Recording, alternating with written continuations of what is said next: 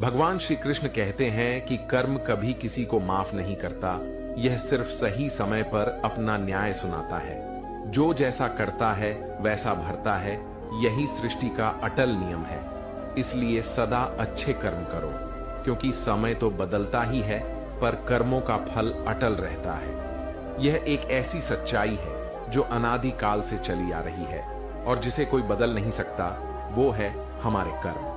कर्म हमारे जीवन की हर घटना, हर परिस्थिति, हर सफलता और असफलता के पीछे केवल एक ही शक्ति कार्य कर रही होती है, और वह है हमारे कर्म। हम अक्सर सोचते हैं कि कुछ गलतियां अगर माफ कर दी जाए तो हम उनसे मुक्त हो जाएंगे, लेकिन सच्चाई यह है कि कर्म किसी को माफ नहीं करता। यह एक ऐसी किताब है जिसमें हर पल का हिसाब लिखा जाता है, और इस किताब में न कोई मिटाने की स्याही होती है, न कोई रबड़ जो गलतियों को मिटा सके। जो हमने किया है उसका फल हमें किसी न किसी रूप में भोगना ही पड़ेगा। भगवान श्री कृष्ण कहते हैं कि जीवन एक खुली किताब है जिसमें हर कर्म की स्याही भी इसे मिटा नहीं सकती।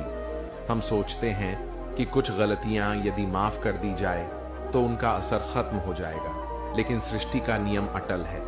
कर्म का लेखा जोखा सटीक होता है, इसमें न कोई पक्षपात है, न ही कोई भूल चूक। हम सब अपने अपने कर्मों की गठरी उठाए इस संसार में चलते हैं। जब कोई हमें दुख देता है, हम चाहते हैं कि समय उसे सबक सिखाए, लेकिन जब हम स्वयं कोई गलती करते हैं तो उम्मीद रखते हैं कि समय हमारी भूलों को भुला दे। यह विरोधाभास हमें भ्रम में डाल देता है, परंतु कर्म चक्र निष्पक्ष है। गोकुलपुर गांव में एक सद्गुणी किसान था जिसका नाम माधव था।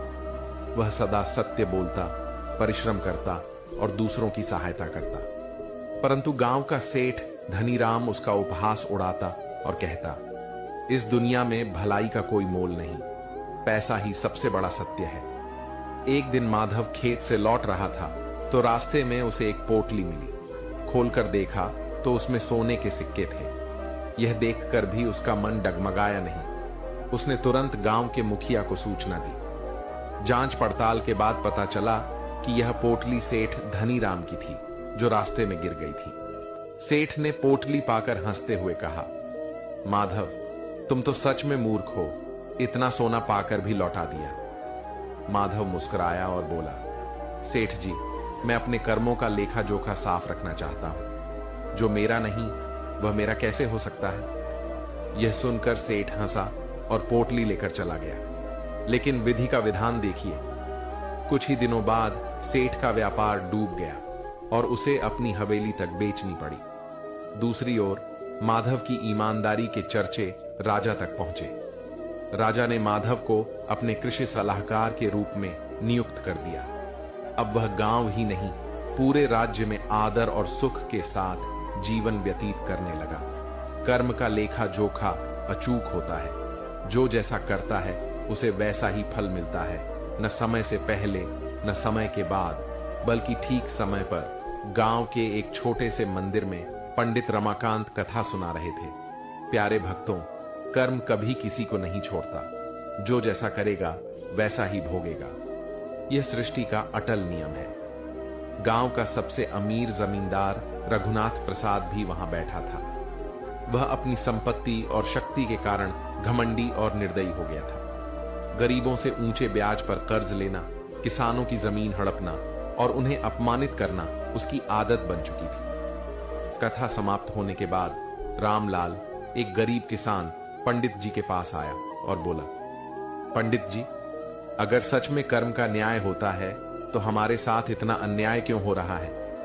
पंडित जी मुस्कुराए और बोले, बेटा, कर्म का न्याय सही समय पर होता है। जब बीज बोया जाता है तो फसल तुरंत नहीं उगती, पर समय आने पर वह अवश्य फलता है। रामलाल के मन में यह बात गहरी बैठ गई। कुछ साल बीत गए। रघुनाथ की संपत्ति बढ़ती गई, लेकिन उसके कर्मों की वजह से लोग उससे नफरत करने लगे। धीरे धीरे वह अपनों से भी दूर हो गया। एक दिन गांव में भयंकर बाढ़ आई। नदी का जलस्तर इतना बढ़ गया कि कई घर बह गए। रघुनाथ का महलनुमा घर भी इस आपदा से नहीं बच सका। उसे अपने परिवार के साथ घर छोड़ना पड़ा। अब वह भी बाकी गांव वालों की तरह दर दर भटक रहा था। लेकिन जिन लोगों को उसने वर्षों तक सताया था वे उसकी मदद को आगे नहीं आए। जब वह भूखा प्यासा सहायता मांगने निकला तो लोग मुंह मोड़ लेते।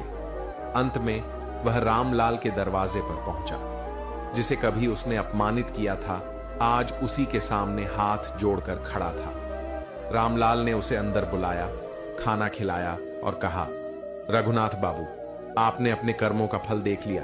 समय हमेशा एक जैसा नहीं रहता, पर जो अच्छे कर्म करता है उसका अंत भी अच्छा होता है। रघुनाथ की आंखों में आंसू आ गए। उसने सिर झुकाकर कहा, रामलाल, मैंने जीवन भर लोगों का दिल दुखाया, लेकिन तुमने मेरा दिल जीत लिया।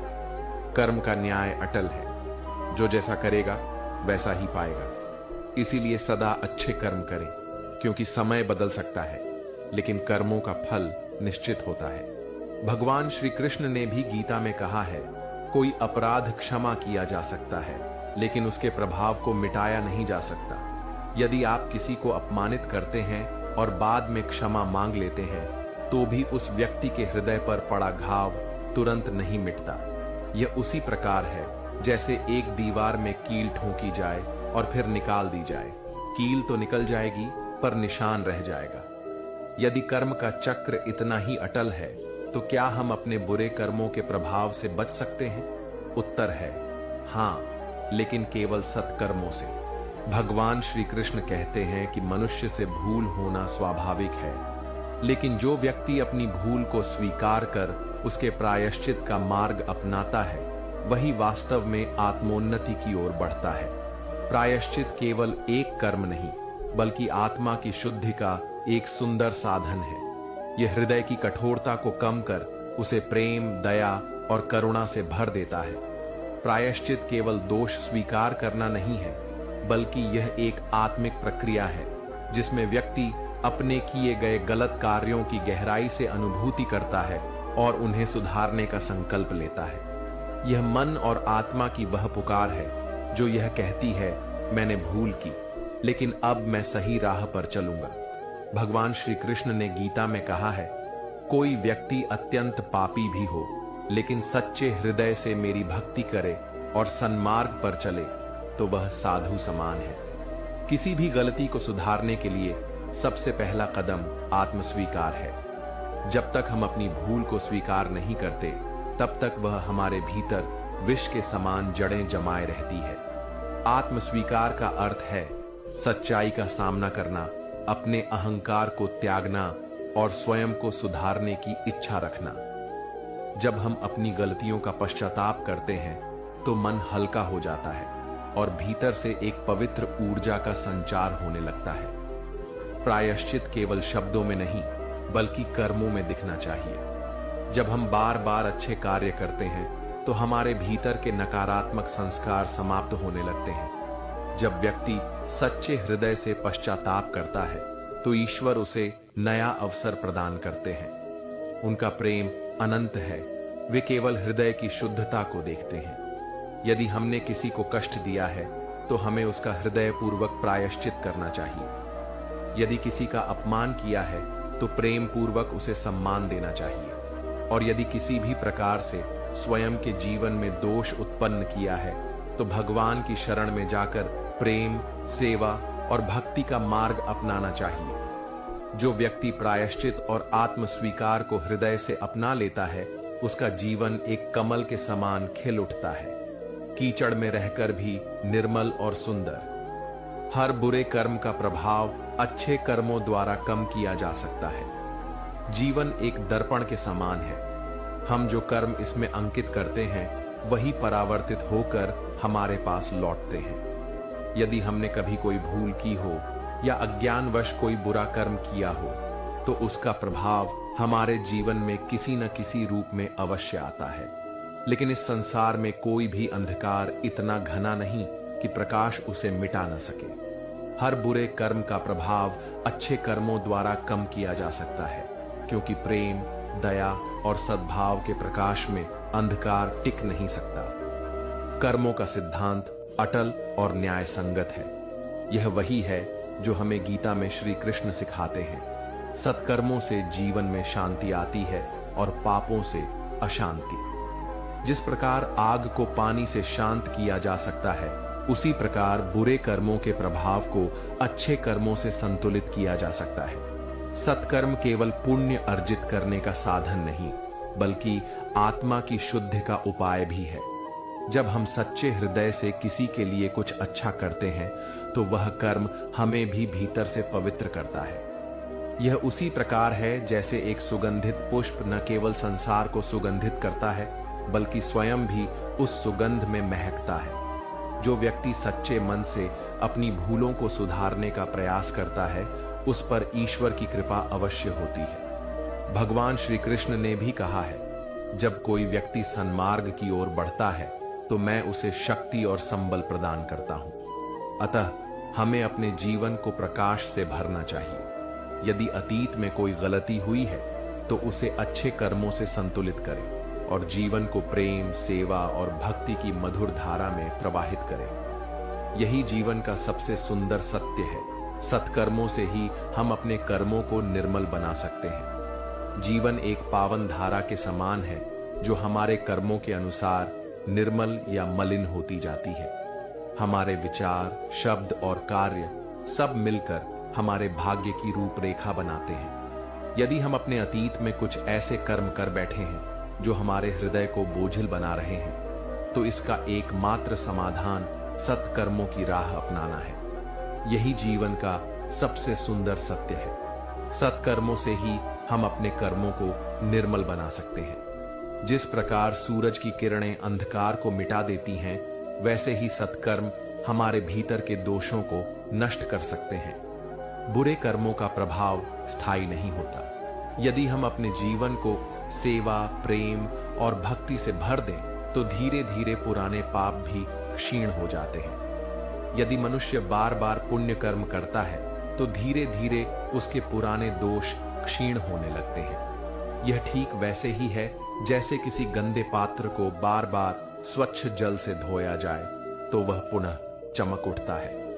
सत्कर्म ही वह अमृत है जो हमारे जीवन को मधुरता से भर देते हैं और हमें सच्चे आनंद की ओर ले जाते हैं। जब हम प्रेम, दया और सेवा का मार्ग अपनाते हैं, तो हमारे कर्मों की मलिनता मिट जाती है और हम एक निर्मल, शांत और प्रकाशपूर्ण जीवन की ओर बढ़ते हैं।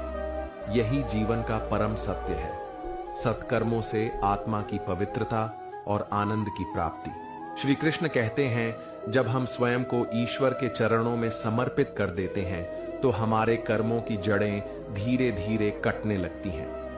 जब हम समझ जाते हैं कि हर विचार, हर शब्द और हर कर्म का प्रभाव पड़ता है, तो हम अधिक सचेत हो जाते हैं। फिर हम सोच समझकर निर्णय लेते हैं और जीवन को पवित्रता से जीते हैं। हम चाहें या न चाहें, कर्म हमारे पीछे पीछे चलता है। जैसे सूर्य की रोशनी में परछाई साथ चलती है, वैसे ही कर्मों का प्रभाव हमारे साथ बना रहता है। लेकिन अगर हम सही दिशा में आगे बढ़ें, तो अंधकार पीछे छूट सकता है। इसलिए अपने कर्मों को प्रेम, दया और सच्चाई से भरें, ताकि जब समय आपका हिसाब करे, तो आपके कर्मों की किताब प्रेम और प्रकाश से भरी हो, न कि पछतावे से। भगवान श्री कृष्ण ने भी गीता में कहा है, तुम्हें केवल कर्म करने का अधिकार है, लेकिन उसके फल की चिंता मत करो। लेकिन सवाल यह उठता है कि जब फल की चिंता नहीं करनी, तो कर्म का न्याय कौन करेगा? यही तो ब्रह्मांड का नियम है। कर्म अपने आप न्याय करता है। यदि हम किसी को दर्द देंगे, तो वह दर्द किसी न किसी रूप में हमारे जीवन में लौट कर आएगा। और यदि हमने किसी के जीवन में प्रेम और भलाई का दीप जलाया, तो वही उजाला हमारे जीवन में भी अवश्य लौटेगा। किसान जब खेत में बीज डालता है, तो उसे वही फसल मिलती है जो उसने बोई होती है। वह गेहूं बोएगा तो गेहूं ही उगेगा, आम का पेड़ लगाएगा तो आम ही मिलेगा। ठीक इसी तरह हमारे कर्म ही हमारे भाग्य की नींव रखते हैं। जो व्यक्ति दूसरों को धोखा देता है, वह स्वयं भी किसी न किसी दिन धोखे का शिकार अवश्य होगा। जो व्यक्ति प्रेम और दया करता है, उसके जीवन में भी सुख शांति बनी रहती है। कई लोग सोचते हैं कि वे अपनी चतुराई से कर्मों के प्रभाव से बच सकते हैं, लेकिन यह एक भ्रम है।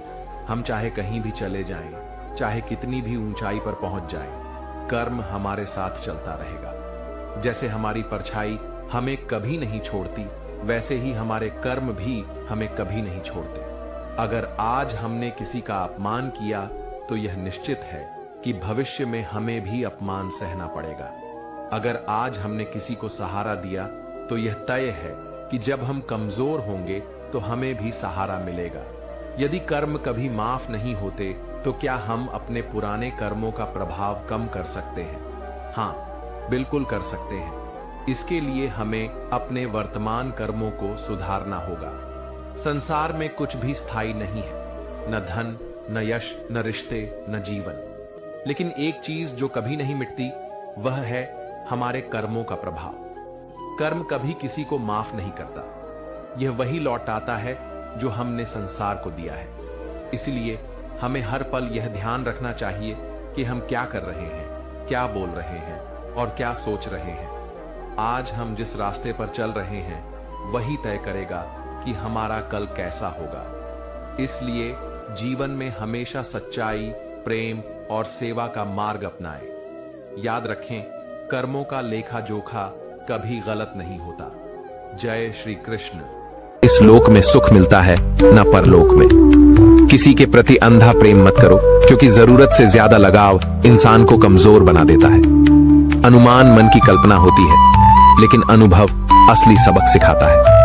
सच्ची खुशी तब मिलती है जब हमारी सोच, शब्द और कर्म तीनों एक समान होते हैं। याद रखो, जीवन में कभी हार मत मानो। कमजोर तुम नहीं होते, बस तुम्हारा समय होता है। जैसे दीपक का तेल खत्म होते ही वह बुझ जाता है, वैसे ही जब कर्म कमजोर हो जाते हैं तो भाग्य भी साथ छोड़ देता है। समझदार लोग इतिहास पढ़ते हैं, लेकिन इतिहास वही बनाते हैं जो अपने लक्ष्य के लिए जुनूनी होते हैं।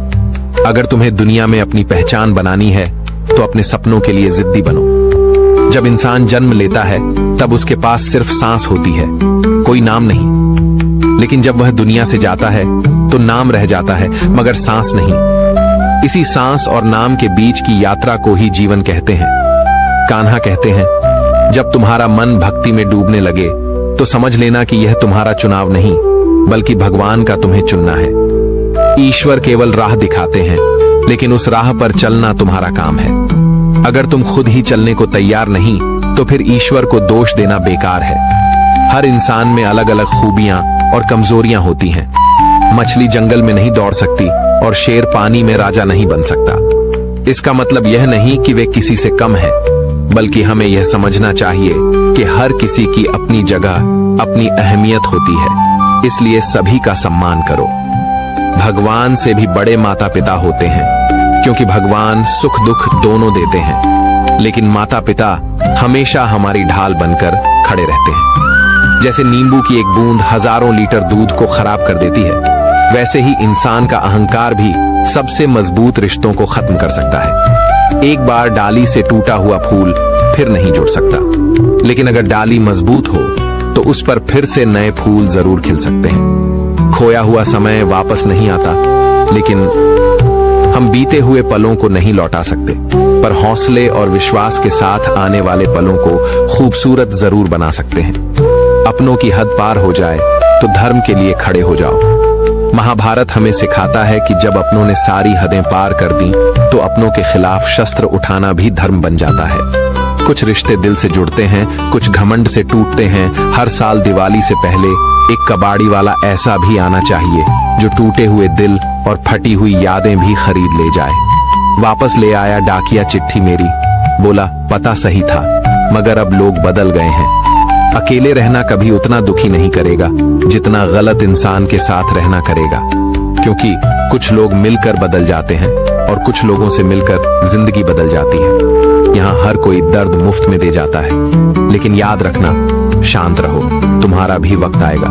मेहनत और धैर्य के साथ आगे बढ़ो, एक दिन तुम्हारी मुस्कान सबसे खूबसूरत होगी। धन्यवाद उस ऊपर वाले का, कभी उस परमात्मा को शुक्रिया कहना कि उसने तुम्हें तकलीफ सहने वालों में रखा, तकलीफ देने वालों में नहीं। अपने हक के लिए आवाज उठाओ, अगर अपने हक के लिए बेशर्म बनना पड़े तो बनो, क्योंकि यहाँ खुदगर्ज दुनिया में कोई तुम्हारी शर्म की परवाह नहीं करेगा। तो उठो, जागो और अपने सपनों के लिए डट जाओ। श्री कृष्ण कहते हैं, जो अपने लक्ष्य के लिए अडिग रहते हैं वही इतिहास बनाते हैं। तुम कौन बनोगे, एक पाठक या एक इतिहास रचने? जब तक इंसान काम का होता है लोग उसकी कद्र करते हैं, लेकिन जैसे ही उसका महत्व कम होता है उसे भुला दिया जाता है। जिस तरह दिया जलने के बाद माचिस की तीली फेंक दी जाती है, वैसे ही दुनिया का स्वभाव स्वार्थी होता है। छोटी उम्र में मिला सुख अक्सर इंसान को नासमझ बना देता है, लेकिन छोटी उम्र में मिला दुख उसे वक्त से पहले समझदार बना देता है। संघर्ष इंसान को मजबूत बनाता है और मुश्किलें उसे जीवन का असली मतलब सिखाती हैं। जहां पानी और पेड़ एक साथ होते हैं वहां हरियाली अपने आप आ जाती है। जीवन भी कुछ ऐसा ही है, जहां सरलता और संस्कार होते हैं वहां खुशहाली अपने आप आती है। श्री कृष्ण कहते हैं, नमक रोटी खाकर सो जाना, लेकिन अपनों के सामने हाथ मत फैलाना, क्योंकि जितना वे देंगे नहीं उससे ज्यादा सुनाएंगे। सच यही है कि दुनिया मदद से ज्यादा एहसान जताती है, इसीलिए स्वाभिमान से जीना सीखो। कभी कभी ऐसा लगता है कि जब हम नादान थे तब जिंदगी के मजे लेते थे, लेकिन जैसे ही समझदारी आई जिंदगी हमें अपने हिसाब से चलाने लगी। पहले हम सोचते थे कि दुनिया को बदल देंगे, लेकिन अब समझ आ गया कि खुद को बदलना ही असली समझदारी है। हालात चाहे जैसे भी हों, शिकायत करने से बेहतर है शुक्रगुजार होना।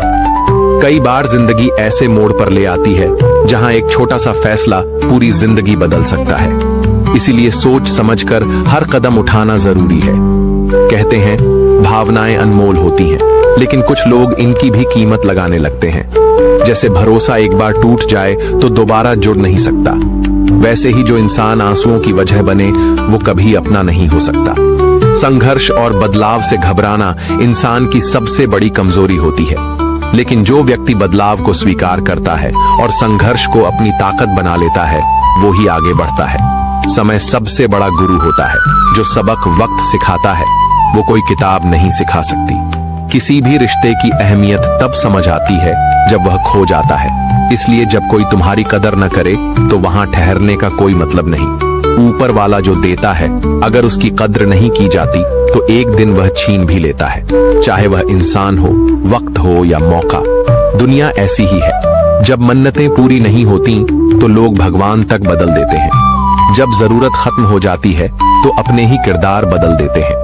जो काम आया हो उसे भूल जाना इस दुनिया की फितरत है। धोखा खाना भी जरूरी होता है, क्योंकि चलना तो माता पिता सिखाते हैं, लेकिन संभलना खुद सीखना पड़ता है। इसलिए कभी किस्मत पर निर्भर मत रहो। अगर लोग बदल सकते हैं तो किस्मत क्या चीज है। हमें यह भी समझना चाहिए कि जिस तरह लोग हमारी गलतियों को सहते हैं वैसे ही हमें भी दूसरों की गलतियों को सहना आना चाहिए। जिंदगी में खुश रहने का कोई अलग रास्ता नहीं होता, खुश रहना ही असली रास्ता है। हर रिश्ता नाजुक होता है, अगर उसे कसकर पकड़ लिया जाए तो दम घुट जाता है, और अगर ढीला छोड़ दिया जाए तो वह उड़ जाता है। लेकिन अगर प्यार से संभालो तो वह हमेशा साथ रहता है। श्री कृष्ण कहते हैं, अस्त होता सूरज इस बात का संकेत है कि अंत भी खूबसूरत हो सकता है। बस नजरिया सही होना चाहिए। वक्त से बड़ा कोई न्यायाधीश नहीं, यह बुरे समय में अपनों का असली चेहरा दिखा देता है। जो लोग कहते हैं कि हम सब मिट्टी से बने हैं, वे शायद यह भूल जाते हैं कि इस दुनिया में बहुत से लोग पत्थर के भी बने होते हैं। कुछ रिश्ते किराए के मकान जैसे होते हैं, चाहे जितना भी सजा लो अपने कभी नहीं होते। इंसान की कीमत सिर्फ उसकी स्थिति तय करती है। पानी की एक बूंद अगर गर्म तवे पर गिरती है तो जलकर खत्म हो जाती है, लेकिन वही बूंद कमल के पत्ते पर गिरे तो चमकने लगती है, और सीप में चली जाए तो मोती बन जाती है। हार मान लेना आसान है, लेकिन खुद को एक और मौका देना हिम्मत का काम है। जब भी दिमाग कहे कि अब हार मान लो तो दिल से आवाज आनी चाहिए, एक बार और कोशिश कर। अगर किसी के गुण नजर आए तो मन को कैमरा बना लो, लेकिन अगर किसी के अवगुण दिखें तो मन को आईना बना लो। लोग नाम से पहचानते हैं, लेकिन याद स्वभाव की वजह से रखते हैं। इसलिए नाम से ज्यादा अपने कर्मों पर ध्यान दो। मुश्किलें सिर्फ तकलीफ देने नहीं आती, वे हमें मजबूत भी बनाती हैं। जो इंसान तकलीफ में घबराता नहीं, वही आगे चलकर दूसरों की ताकत बनता है। हर दिन खुद को सुधारने की कोशिश करता हूँ, लेकिन हर रोज अपने अंदर एक नया नुक्स निकल आता है। पर यही तो जीवन है, संघर्ष, बदलाव और आगे बढ़ने की कहानी। तुम भी खुद को हर दिन थोड़ा और बेहतर बनाने के लिए तैयार होना। जीवन का सच और रिश्तों की सच्चाई, किसी भी व्यक्ति से अत्यधिक लगाव खतरनाक होता है, क्योंकि लगाव हमें उम्मीदों की ओर ले जाता है, और जब उम्मीदें टूटती हैं तो दुख जन्म लेता है। इसलिए जीवन में संतुलन जरूरी है। रिश्ते निभाओ, पर उनसे खुद को इतना मत जोड़ो कि उनका असर तुम्हारी खुशी पर पड़ने लगे। कभी कभी उन लोगों के लिए भी वक्त निकालो जो तुम्हें बुलाते नहीं, लेकिन तुम्हारा इंतजार जरूर करते हैं। सच्चे रिश्ते आवाज नहीं देते, लेकिन उनकी खामोशी बहुत कुछ कहती है। इंसान को वह चीजें कम बीमार करती हैं जो वह खाता है। असली बीमारी तो वह चीजें देती हैं जो उसे अंदर ही अंदर खा रही होती हैं। टेंशन, दुख, ईर्ष्या, डर। समस्याओं का समाधान इस बात पर निर्भर करता है कि तुम्हारा सलाहकार कौन है।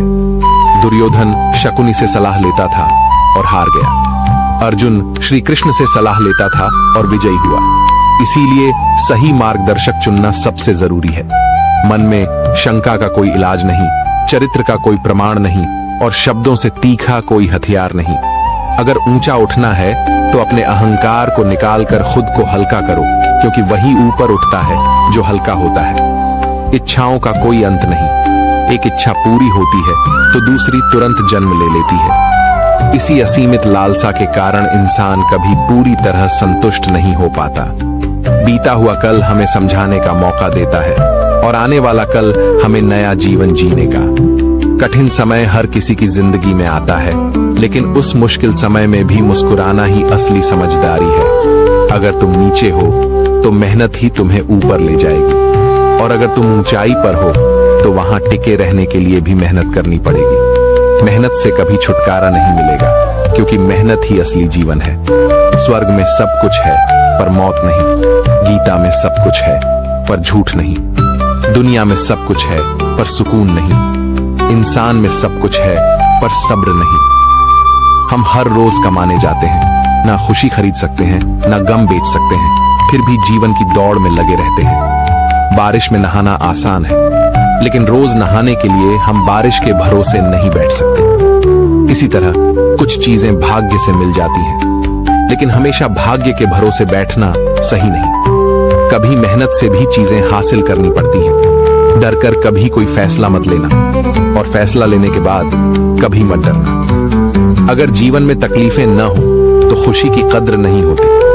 जीवन का असली मतलब तभी समझ आता है जब हम गम और खुशी दोनों का सामना करते हैं। अच्छे रिश्ते दिल से निभाए जाते हैं, न कि सिर्फ जब तक उनमें फायदा हो। रिश्तों की सच्चाई उस पुराने मकान की तरह होती है जो खंडहर बनकर भी अपनी जमीन नहीं छोड़ता। हम भी लगाव रखते हैं, लेकिन दिखाते नहीं, क्योंकि हम रिश्ते निभाते हैं, तोलते नहीं। कुछ रिश्ते बेहद खूबसूरत होते हैं, जिनमें न हक होता है न शक। जिंदगी में रिश्तों को घड़ी की सुई की तरह बनाए रखो।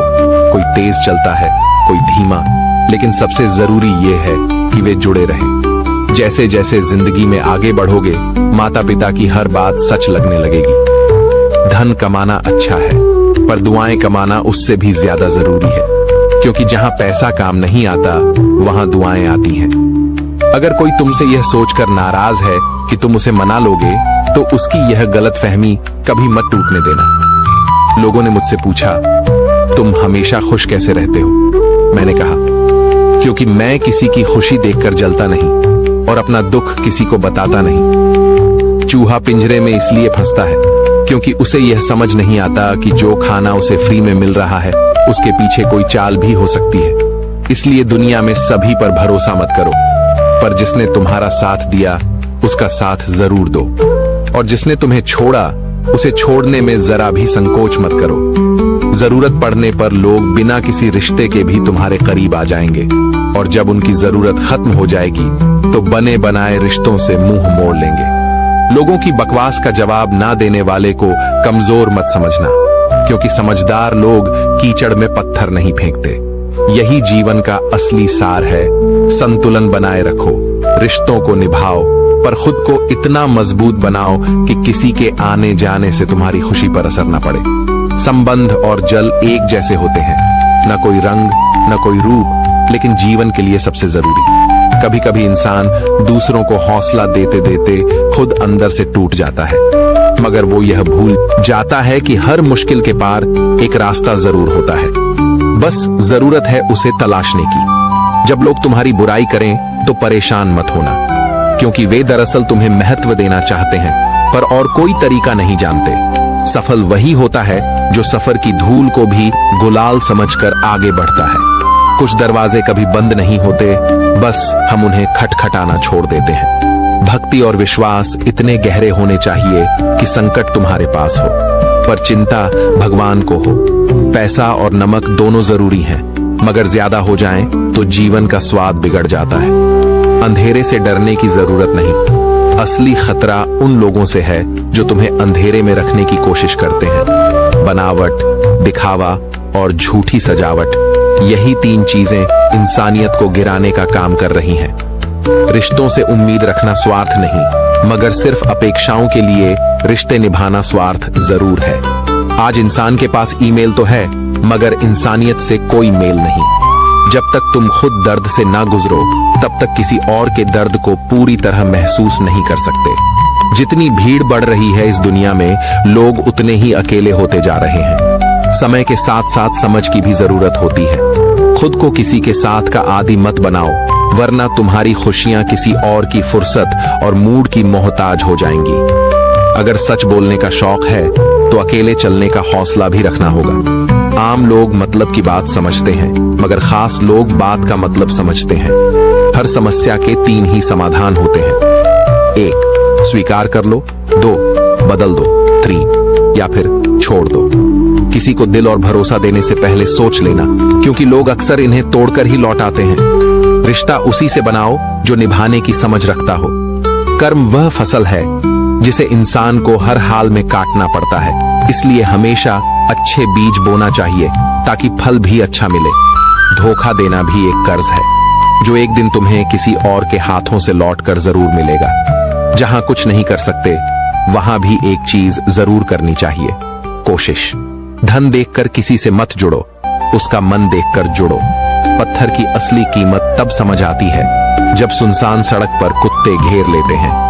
2 तरह के लोग जिंदगी में असफल होते हैं, 1 जो सोचते हैं पर करते नहीं, 2 जो करने से पहले सोचते नहीं। कभी कभी नादान दोस्तों की भी जरूरत होती है, क्योंकि जब मुसीबत आएगी तो समझदार लोग अक्सर व्यस्त ही मिलेंगे। जीवन में संतुलन बनाए रखना ही असली कला है। रिश्तों को निभाओ, पर खुद को इतना मजबूत बनाओ कि किसी के आने जाने से तुम्हारी खुशी पर असर न पड़े। जीवन की सच्चाई और रिश्तों की अहमियत जीवन को बर्बाद करने के लिए 2 ही चीजें काफी हैं, एक अहम और दूसरा वहम। आजकल लोग नए रिश्ते बनाने में इतने व्यस्त हैं कि अपने पुराने सच्चे रिश्तों को नजरअंदाज कर रहे हैं। इंसान सब कुछ भूल सकता है, बस वे पल नहीं जब उसे अपनों की जरूरत थी और वे साथ नहीं थे। अगर तुम गिर जाओ तो शायद कोई तुम्हें उठाने ना आए, लेकिन जैसे ही उड़ोगे दुनिया तुम्हें गिराने के लिए तैयार खड़ी मिलेगी। सुकून दुनिया की सबसे कीमती चीज है, इसलिए इसे सस्ते लोगों के पीछे कभी मत गंवाना। कामयाबी का सफर अकेले ही तय करना पड़ता है, क्योंकि दुनिया सिर्फ सफल लोगों के साथ खड़ी होती है। संयम ही असली ज्ञान है। हार मिले तो निराश मत हो, और जीत मिले तो अहंकारी मत बनो। मटके और इंसान में एक समानता होती है, थोड़ा सा खाली हो तो बजने लगते हैं, और थोड़ा सा भर जाएं तो छलकने लगते हैं। किसी के न होने का एहसास सभी को होता है, लेकिन जब कोई पास होता है तो उसकी कद्र बहुत कम लोग करते हैं। ठीक हूं, ये तो हम किसी से भी कह सकते हैं, लेकिन परेशान हूं कहने के लिए कोई बहुत अपना चाहिए।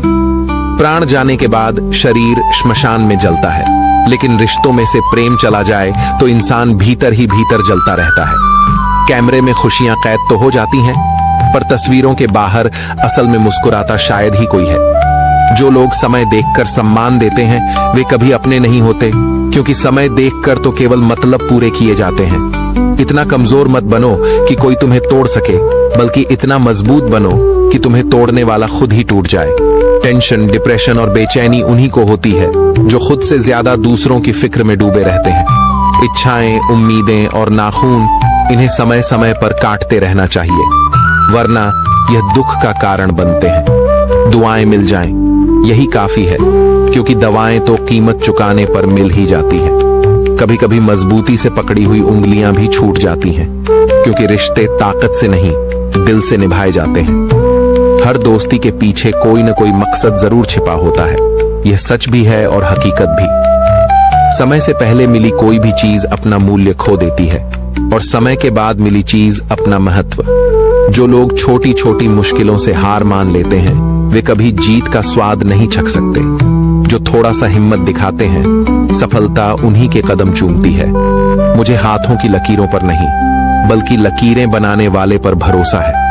एक कड़वा सच हमेशा याद रखना, जो इंसान तुम्हारे लिए हमेशा उपलब्ध रहेगा, उसकी कद्र कभी नहीं होगी। शीशा गलती से टूटता है, लेकिन रिश्ते गलत फहमियों से।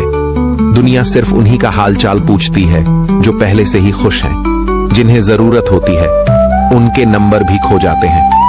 हंसते हुए लोगों की संगत इत्र की दुकान जैसी होती है। कुछ न भी खरीदो, फिर भी रूह महक उठती है। यह नादानी भी कमाल की है। अंधेरा दिल में है और दिए मंदिरों में जलाए जाते हैं। कैसे कहूं कि बदले में कुछ नहीं मिला। सबक भी कोई छोटी चीज नहीं होती। जो कहते हैं कि जिंदगी बिकती नहीं, उन्होंने दवा की दुकानों की कतारें नहीं देखी। आज रावण लोगों के दिलों में बसता है और राम सिर्फ मंदिरों में। अगर कोई तुम्हारा विश्वास तोड़ दे तो उसका धन्यवाद करो, क्योंकि वही तुम्हें सिखाता है कि अगली बार सोच समझकर भरोसा करना। जो चीज कमाई जा सकती है, उसे मांगकर अपनी कद्र कम करने की कोई जरूरत नहीं। जब जेब में पैसा होता है तो दुनिया आपकी औकात देखती है, और जब जेब खाली होती है तो दुनिया आपको आपकी औकात दिखा देती है। मनुष्य की सबसे बड़ी पूंजी उसके अच्छे विचार और संस्कार होते हैं। धन और बल इंसान को भटकने पर मजबूर कर सकते हैं, लेकिन अच्छे संस्कार और विचार हमेशा सही राह दिखाते हैं। हमारे जीवन में कई बार ऐसा समय आता है जब हमें तय करना होता है कि हमें पन्ना पलटना है या फिर किताब बंद करनी है। कुछ लोग अपनी अकड़ की वजह से कीमती रिश्ते खो देते हैं, और कुछ लोग रिश्ते बचाते बचाते अपनी कद्र खो बैठते हैं। रिश्तों का असली चेहरा लोगों की होशियारी भी कमाल की होती है। साथ भी रहते हैं, फिर भी ईर्ष्या करते हैं। रिश्ते भी निभाते हैं, फिर भी दुश्मनी निभाने का कोई मौका नहीं छोड़ते। मोह का दिखावा कुछ और होता है, लेकिन पीठ पीछे बातें कुछ और। अगर हीरे को परखना है तो अंधेरे का इंतजार करो, क्योंकि धूप में तो कांच के टुकड़े भी चमकने लगते हैं। जो लोग सच्चाई और कड़वी बातें बोल देते हैं, वे उन लोगों से लाख गुना बेहतर हैं जो सिर्फ झूठा दिलासा देते हैं। रिश्तों में ईमानदारी जरूरी है। प्यार और उधार केवल उन्हीं को दो जिनसे वापसी की उम्मीद हो। अगर हम एक दूसरे के बारे में बात करने के बजाय एक दूसरे से बात करें, तो बहुत सारी गलतफहमियां खुद ही दूर हो जाएंगी। दुनिया की अजीब हकीकत, इस दुनिया में सब अजीब से ठिकानों पर बसते हैं। जहां लोग मिलते कम हैं, जागते ज्यादा हैं। कभी मत भागना उन लोगों के पीछे जिन्हें तुम्हारी परवाह तक नहीं। हर किसी की तुलना किसी और से मत करो, क्योंकि हर फल का स्वाद अलग होता है। मन की शांति सबसे बड़ी ताकत है। मन को इतना मजबूत बनाओ कि किसी भी व्यक्ति के व्यवहार से तुम्हारी शांति भंग ना हो। जीवन में हर परिस्थिति में आगे बढ़ते रहना चाहिए। अगर सुख के समय देखोगे तो कष्ट सहने की ताकत मिलेगी, और दुख के समय देखोगे तो बीते हुए आनंद के क्षण याद आएंगे। जिसने भी सफलता पाई है, उसने पहले खुद को बदला है। हालात नहीं बदले, बल्कि हालात से लड़ना सीखा। सच्चाई और अच्छाई की कीमत, अगर तुम अच्छे हो तो लोग तुम्हें गिराने की कोशिश करेंगे। अगर बुरे बन जाओ तो कोई कुछ कहने की हिम्मत नहीं करेगा। अच्छे लोगों की अच्छाइयों पर भी लोग उंगली उठाते हैं, और बुरे लोगों की बुराइयों में भी दुनिया उनके साथ होती है। सच्चे दोस्त की पहचान दरवाजे पर लिखा था, आज मैं बहुत दुखी हूं, कोई मेरे पास मत आना। सच्चा दोस्त अंदर आया और बोला, मुझे पढ़ना नहीं आता मेरे दोस्त। रिश्ते कम बनाओ, लेकिन दिल से निभाओ, क्योंकि आजकल अच्छाई के चक्कर में लोग अच्छे इंसान को ही खो देते हैं। सफलता और जलन का रिश्ता, जब इंसान सफल होने लगता है तो लोग खुश नहीं होते, बल्कि जलने लगते हैं। मोहब्बत तो 7 फेरों के बाद भी नहीं होती, क्योंकि असल में रिश्ते जज्बातों से चलते हैं, रस्मों से नहीं। अगर बुरा करने का ख्याल आए तो उसे कल पर टाल दो, और अगर अच्छा करने का मौका मिले तो आज ही कर डालो। परिवर्तन ही जीवन है, परिस्थितियों को स्वीकार करना सीखो। यही हर कठिनाई में खुश रहने की असली कुंजी है। अगर समय तुम्हारा इंतजार नहीं करता तो तुम सही समय का इंतजार क्यों कर रहे हो? जो समय चल रहा है वही तुम्हारे लिए सबसे बेहतर समय है। बुरा बनने और बुरा होने में फर्क अपने काम से काम रखना समझदारी है, लेकिन किसी की गलतियों को नजरअंदाज करना मूर्खता है।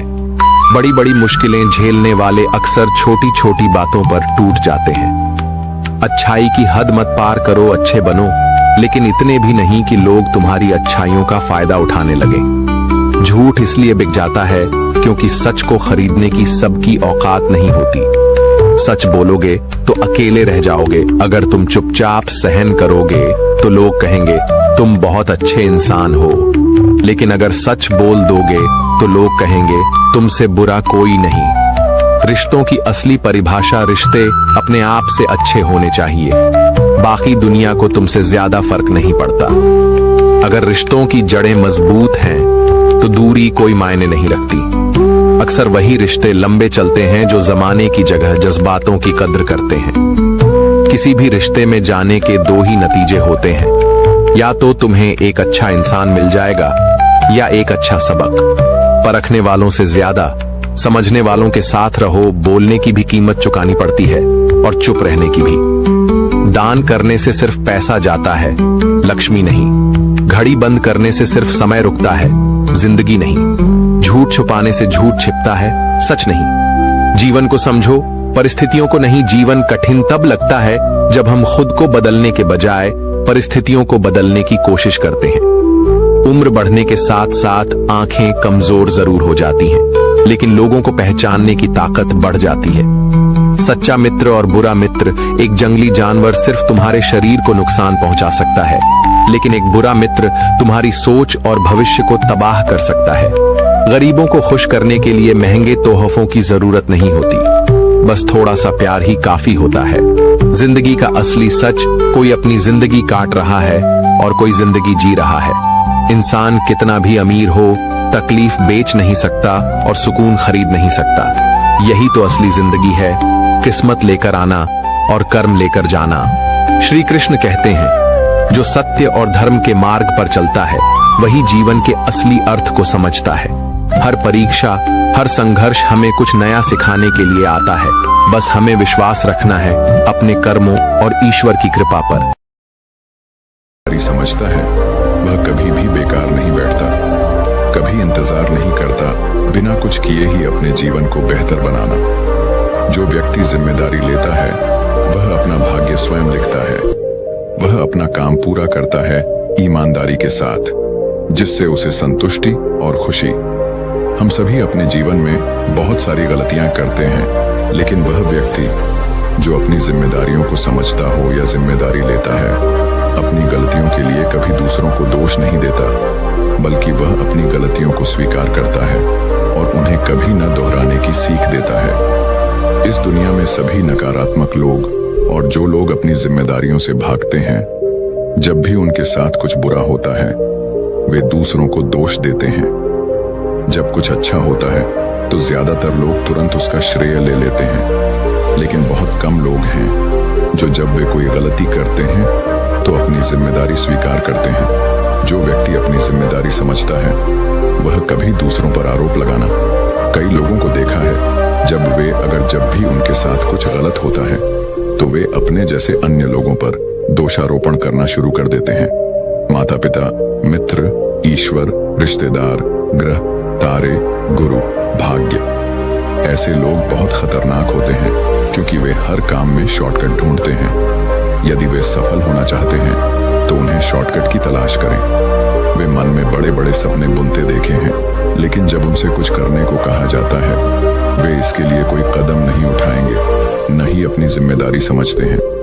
जो व्यक्ति जिम्मेदारी स्वीकार करता है वह सिर्फ सपने ही नहीं देखता, बल्कि उन सपनों को जीता है, काम करता है उन्हें पूरा करने के लिए दिन रात। लेकिन जो लोग अपनी जिम्मेदारी नहीं समझते वे सिर्फ शिकायत करते हैं और किसी कोने में बैठकर रोते हुए दिखाई देते हैं या सड़कों पर समय गुजारते देखा गया।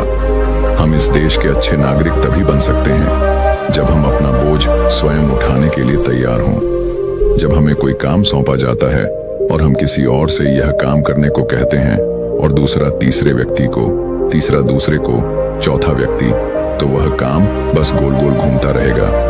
न तो यह कभी पूरा होगा, न ही वे लोग कभी होंगे सफल। वे लोग हैं जो अपनी जिम्मेदारी दूसरों के कंधों पर डालते हुए देखा गया है। यदि आप महान बनना चाहते हैं तो आपको अपना बोझ स्वयं उठाना चाहिए। जिम्मेदारी का महत्व समझें, अपना बोझ खुद उठाने के लिए तैयार रहें और दूसरों को दोष न दें। एक अच्छा इंसान कभी भी मनुष्य चोरी करके या बेकार काम करके अच्छा नहीं बनता, बल्कि अपनी जिम्मेदारी को समझकर अच्छा बनता है। आइए इसे एक छोटी सी कहानी के माध्यम से समझते हैं। एक व्यक्ति सिक्योरिटी गार्ड का काम करता था। रात में पहरा देने की जिम्मेदारी निभाते थे। लोगों का मानना था कि जो भी सपना उसने देखा वह सच होगा। उसका मालिक हर हफ्ते बिजनेस के सिलसिले में बस से सफर करते हैं। एक दिन जब मालिक यात्रा की तैयारी कर रहा था, सुरक्षा गार्ड ने उसे सलाह दी अपनी यात्रा एक दिन के लिए स्थगित कर दी, क्योंकि उसने सपने में देखा था कि बस दुर्घटनाग्रस्त हो सकती है। मालिक ने उसकी बात सुनी और यात्रा स्थगित कर दी। उसी दिन जिस बस से उसे यात्रा करनी थी पेड़ से टकरा गया। जब मालिक आया, जब उसे इस बात का पता चला तो उसने सुरक्षा गार्ड को बुलाया और उसे पुरस्कृत किया, लेकिन नौकरी से भी निकाल दिया। अब सवाल यह उठता है कि उसे नौकरी से क्यों निकाल दिया गया। इसका कारण यह था, उसकी जिम्मेदारी रात में पहरा देने की थी, लेकिन वह ड्यूटी के दौरान सोता था। और सपना, अपनी जिम्मेदारी ठीक से न निभाने के कारण उन्हें नौकरी से निकाल दिया गया। नौकरी से निकाले जाने की यह कहानी हमें सिखाती है कि हमें अपनी जिम्मेदारियां समझनी चाहिए और उन्हें पूरी ईमानदारी से पूरा करें। यदि हम अपने कर्तव्यों का उचित पालन नहीं करेंगे तो यह न केवल हमारे व्यक्तिगत जीवन को ही नहीं, बल्कि समाज और देश में जब हर व्यक्ति अपनी भूमिका समझेगा और दूसरों को दोष देने के बजाय अपने कार्यों की जिम्मेदारी लेता है, तभी समाज और देश तरक्की कर सकेगा। जब हर नागरिक जिम्मेदारी स्वीकार करने के लिए तैयार, तो हमें आगे बढ़ने से कोई नहीं रोक सकता। ऐसे में आपके मन में कई सवाल आ रहे होंगे, जैसे कि आप असफल हो गए हैं और जिस स्तर पर आप खड़े हैं आप बाकी लोगों से थोड़े बड़े हैं। आपके पास कड़ी मेहनत करने का समय नहीं है, तो ऐसी स्थिति में आप बिल्कुल गलत हैं। जीवन के युद्ध क्षेत्र में उम्र नहीं, साहस देखा जाता है। खिलाड़ी का शरीर नहीं है दिखाया गया, लेकिन साहस दिखाया गया। हालांकि केवल हाथी ही शक्तिशाली होते हैं, लेकिन कभी कभी घोड़े भी खेल बदल देते हैं। जीवन के युद्ध क्षेत्र में साहस देखा जाता है, लड़ने वाले की उम्र नहीं। उत्साह देखा जाता है, देखा जाए तो जल्दबाजी नहीं। तालियां उनके लिए होती हैं जो गिरकर उठ जाते हैं, उनके लिए नहीं जो गिर जाते हैं। जीना आसान है, कुछ करो या मत करो, लड़ो या तो मर जाओ, जलाना या आग लगाना। बीच में खड़ा व्यक्ति मध्य के रूप में देखा जाता है, और जो जीतता है उसका उम्र नहीं देखी जाती, उसकी हिम्मत देखी जाती है। हम सब इस धरती पर थोड़े समय के लिए आए हैं, लेकिन इस छोटे से जीवन में भी हम समय बर्बाद करना शुरू कर देते हैं। जिसने समय के प्रवाह को समझ लिया, जीवन सागर का असली तैराक वही कहलाता है। और जो जीतता है उसकी उम्र जो दिखता नहीं, उसका साहस दिखता है। मित्रों, कई कठिनाइयों का सामना करना पड़ता है। सफलता के रास्ते पर मुझे ऐसे हालातों का सामना करना पड़ेगा।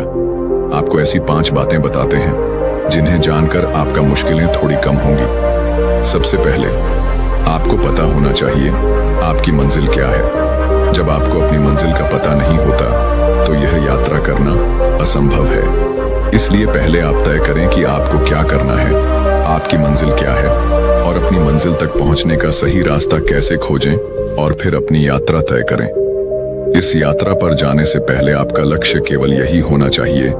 एक और आपको चाहिए, अपने लक्ष्य को बार बार बदलते न रहें। आपको कोई भी निर्णय स्वयं लेना होगा।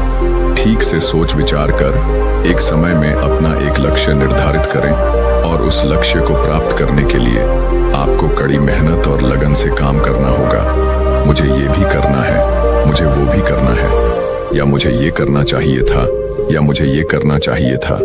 आपको इन चीजों से दूर रहना होगा। आपका लक्ष्य चाहे जो भी हो, आपका लक्ष्य आपके लिए सबसे महत्वपूर्ण होना चाहिए।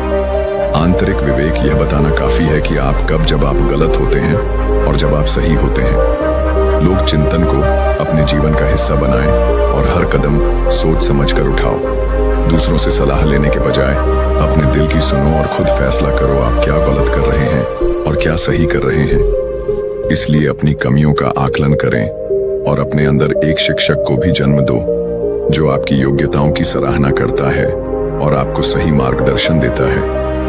आपकी सोच मजबूत होनी चाहिए। समझदार व्यक्ति वह है जो वह अपने अतीत की गलतियों से सीखता है, लेकिन अतीत के दर्द को अपने ऊपर हावी न होने दे। इसके लिए खुद को व्यस्त रखें और कुछ न कुछ करते रहें। उस समय खुद को मानसिक रूप से अकेला न छोड़ें और अपनी सोच को इस तरह बनाइए कि जो कुछ भी हुआ वह सबके लिए है, बेहतर है और यह खत्म हो गया है। आपकी यह सोच न केवल सकारात्मकता को जन्म देता है, बल्कि यह आपको वर्तमान के निर्णय लेने में भी सक्षम बनाता है। अगर आप जीवन में कुछ करना चाहते हैं तो सबसे पहले हमें अपने क्रोध पर नियंत्रण रखें, क्योंकि क्रोध यह एक ऐसी चीज है जो हमें अंदर से नष्ट कर देती है। क्रोध में लिया गया निर्णय हमेशा गलत। एक अच्छा इंसान बनने के लिए हमें सभी के साथ प्रेम पूर्ण और देखभाल पूर्ण व्यवहार बनाए रखना चाहिए और क्रोध को अपने ऊपर हावी न होने दें। जीवन यह एक संघर्ष है, हम सभी यह जानते हैं, इसलिए हमें ऐसा करना चाहिए। हमारे संघर्ष के बारे में इतना दुखी मत हो, लेकिन जीवन अनमोल है, इसलिए दुखी होने से क्या फायदा। बेहतर होगा कि आप जीवन की इस भागदौड़ में खुश रहो और दूसरों को भी खुश रखें, क्योंकि खुश रहने से हमारे स्वास्थ्य पर बहुत अच्छा प्रभाव पड़ता है। जब हम खुश, हमारे आसपास के लोग भी खुश रहो। तुम्हें हर काम खुद ही करना चाहिए और हमेशा खुद पर निर्भर रहना। एक व्यक्ति जो दूसरों पर निर्भर रहता है वह हमेशा दूसरों की मदद से जीता है। वह कभी भी स्वयं कुछ नहीं कर सकता। ऐसे व्यक्ति के भविष्य के बारे में कोई जानकारी नहीं है। कोई भी समस्या आपके सामने आए तो आप हर समस्या का समाधान स्वयं करें। आपको किसी भी चीज को देखने का अपना नजरिया बदलना होगा। जो लोग हमेशा अच्छे होते हैं दूसरों में, और ऐसे लोगों में अच्छाई ढूंढें। जो बुरे लोग हमेशा दूसरों में केवल बुराई ही देखते हैं। हमारा दृष्टिकोण है अच्छा है तो हम अपने साथ साथ सबके बारे में भी अच्छा सोचते हैं और हमारा यह व्यवहार दूसरों को प्रभावित करता है, समाज में एक नया बदलाव लाता है। हमारा दृष्टिकोण ऐसा होना चाहिए कि हर समस्या हमें छोटी लगती है और हमारी मंजिल हमारे निकट प्रतीत होता है। हमारे जीवन में दृष्टिकोण बहुत महत्वपूर्ण।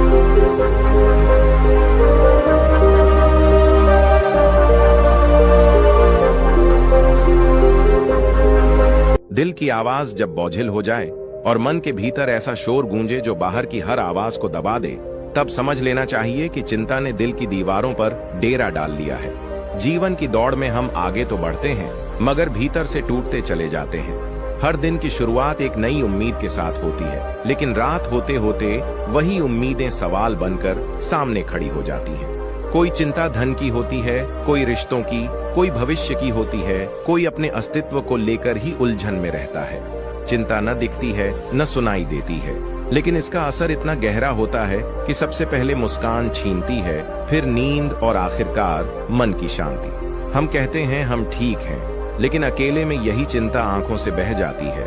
यही चिंता सीने पर बोझ बन जाती है। इंसान बाहरी दुनिया में जितना भी सफल हो, यदि वह अपने भीतर की चिंता से मुक्त नहीं है तो उसकी सफलता अधूरी है। ऐसे ही समय में एक नाम जीवन को दिशा देता है, एक वाणी पूरे अस्तित्व को शांति देती है, और वह नाम है श्री कृष्ण। श्री कृष्ण की वाणी में केवल शब्द नहीं होते, वे हर शब्द के साथ हमारे जीवन का सच उजागर करते हैं। वे केवल युद्ध भूमि में अर्जुन के रथ के सारथी नहीं बने, बल्कि हर उस मनुष्य के मार्गदर्शक बने जो जीवन के युद्ध में स्वयं से हार रहा है। अर्जुन केवल एक योद्धा नहीं था, वह हर उस व्यक्ति का प्रतीक है जो अपने जीवन में उलझनों और चिंताओं से घिरा हुआ है। श्री कृष्ण ने गीता में जो कहा वह केवल अर्जुन के लिए नहीं था, वह हर युग के हर उस व्यक्ति के लिए है जो जीते हुए भी हार रहा है। चिंता का जन्म तब होता है जब हम भविष्य को पकड़ना चाहते हैं, जब हम उस पर नियंत्रण पाना चाहते हैं जो हमारे हाथ में नहीं है। श्री कृष्ण ने स्पष्ट कहा, कर्म करो, फल की चिंता मत करो। यह केवल एक उपदेश नहीं, यह एक जीवन शैली है। जब हम अपने कर्म पर ध्यान देते हैं और फल को भगवान की इच्छा पर छोड़ देते हैं, तब चिंता स्वतः समाप्त होने लगती है। चिंता इसलिए नहीं जाती क्योंकि हम उससे भागते हैं, चिंता तब जाती है जब हम उसे पहचानते हैं, स्वीकारते हैं और उसका समाधान खोजते हैं। और इस समाधान का सबसे बड़ा स्रोत है श्री कृष्ण का ज्ञान। गीता केवल एक ग्रंथ नहीं, वह एक संवाद है, ईश्वर और मनुष्य के बीच का संवाद, जो यह सिखाता है कि किस प्रकार हम अपने भीतर की जटिलताओं को सरल कर सकते हैं। श्री कृष्ण कहते हैं, जिस प्रकार मनुष्य पुराने वस्त्रों को त्याग कर नए वस्त्र धारण करता है, वैसे ही आत्मा पुराने शरीर को त्याग कर नया शरीर धारण करती है। जब आत्मा को मृत्यु से भय नहीं है तो हम क्यों मृत्यु, हानि या असफलता की चिंता करें? जब आत्मा शाश्वत है, जब उसका कोई नाश नहीं, तब चिंता किस बात की? मनुष्य चिंता इसलिए करता है क्योंकि वह स्वयं को केवल शरीर मान बैठा है। श्री कृष्ण याद दिलाते हैं कि तू आत्मा है और आत्मा अजर अमर है। जब तू जान लेगा कि तेरा मूल तत्व नष्ट नहीं होता, तब चिंता खुद ब खुद समाप्त हो जाएगी। हर बार जब चिंता मन में घर करने लगे तो एक बार श्री कृष्ण का स्मरण अवश्य करना चाहिए।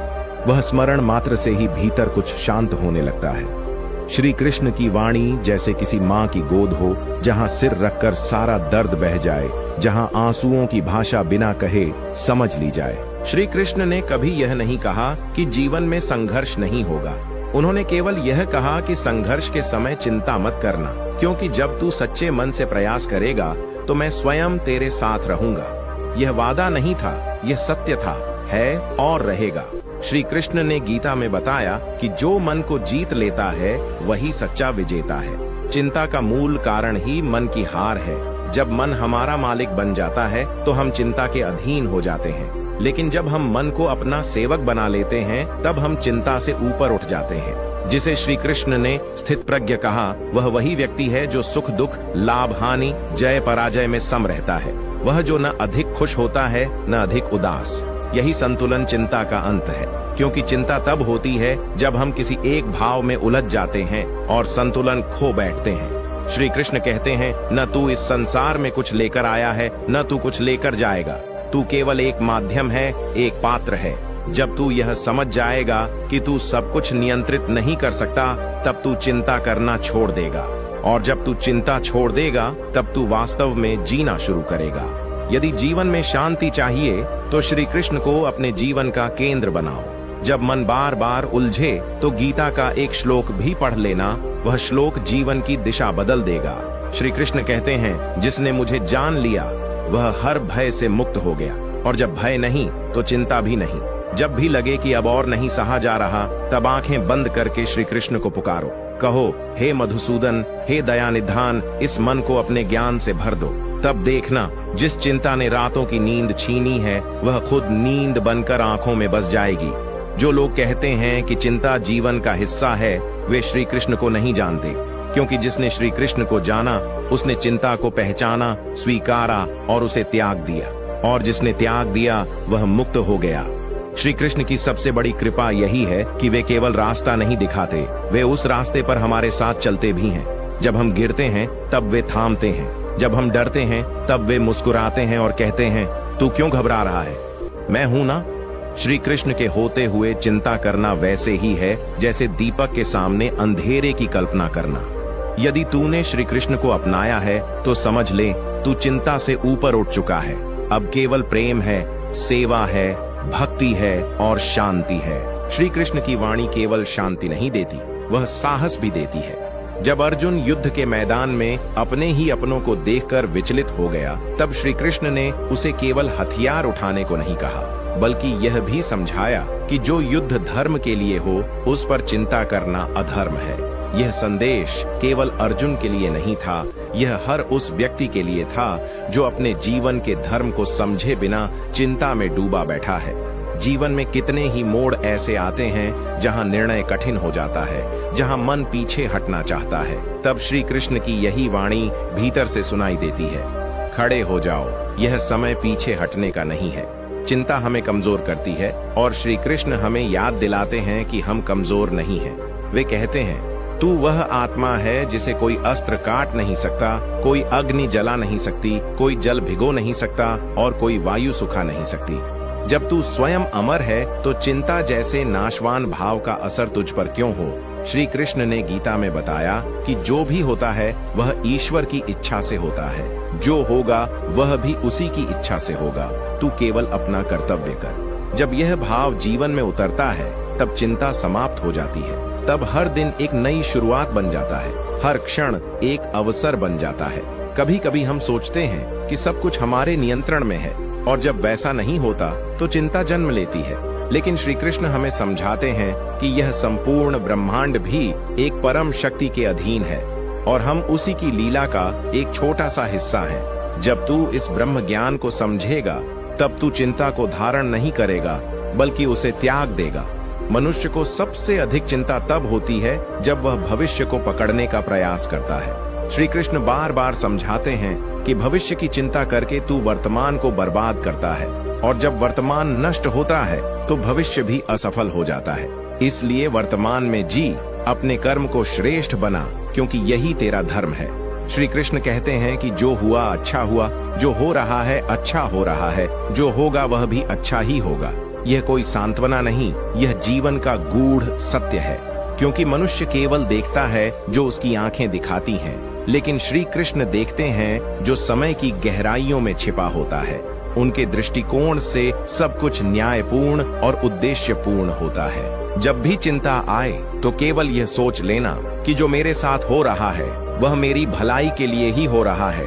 तब देखना चिंता का कोई स्थान नहीं बचेगा। यह भाव तभी आ सकता है जब तू श्री कृष्ण में विश्वास रखे, जब तू उन्हें अपना सर्वस्व माने, जब तू उनके चरणों में समर्पित हो जाएगा, तब चिंता तुझसे कोसों दूर चली जाएगी।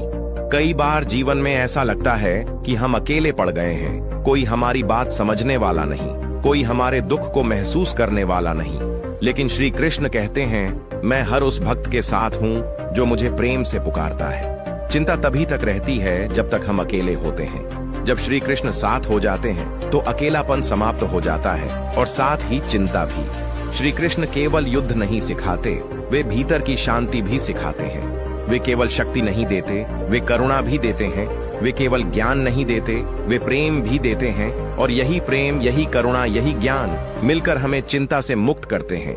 चिंता छोड़ने का एक सरल उपाय श्री कृष्ण ने दिया है, हर कर्म मुझे अर्पित कर और फल की आशा मत कर। जब तू अपना हर कार्य श्री कृष्ण को समर्पित कर देगा, तब चाहे परिणाम कुछ भी हो, वह तुझे विचलित नहीं करेगा।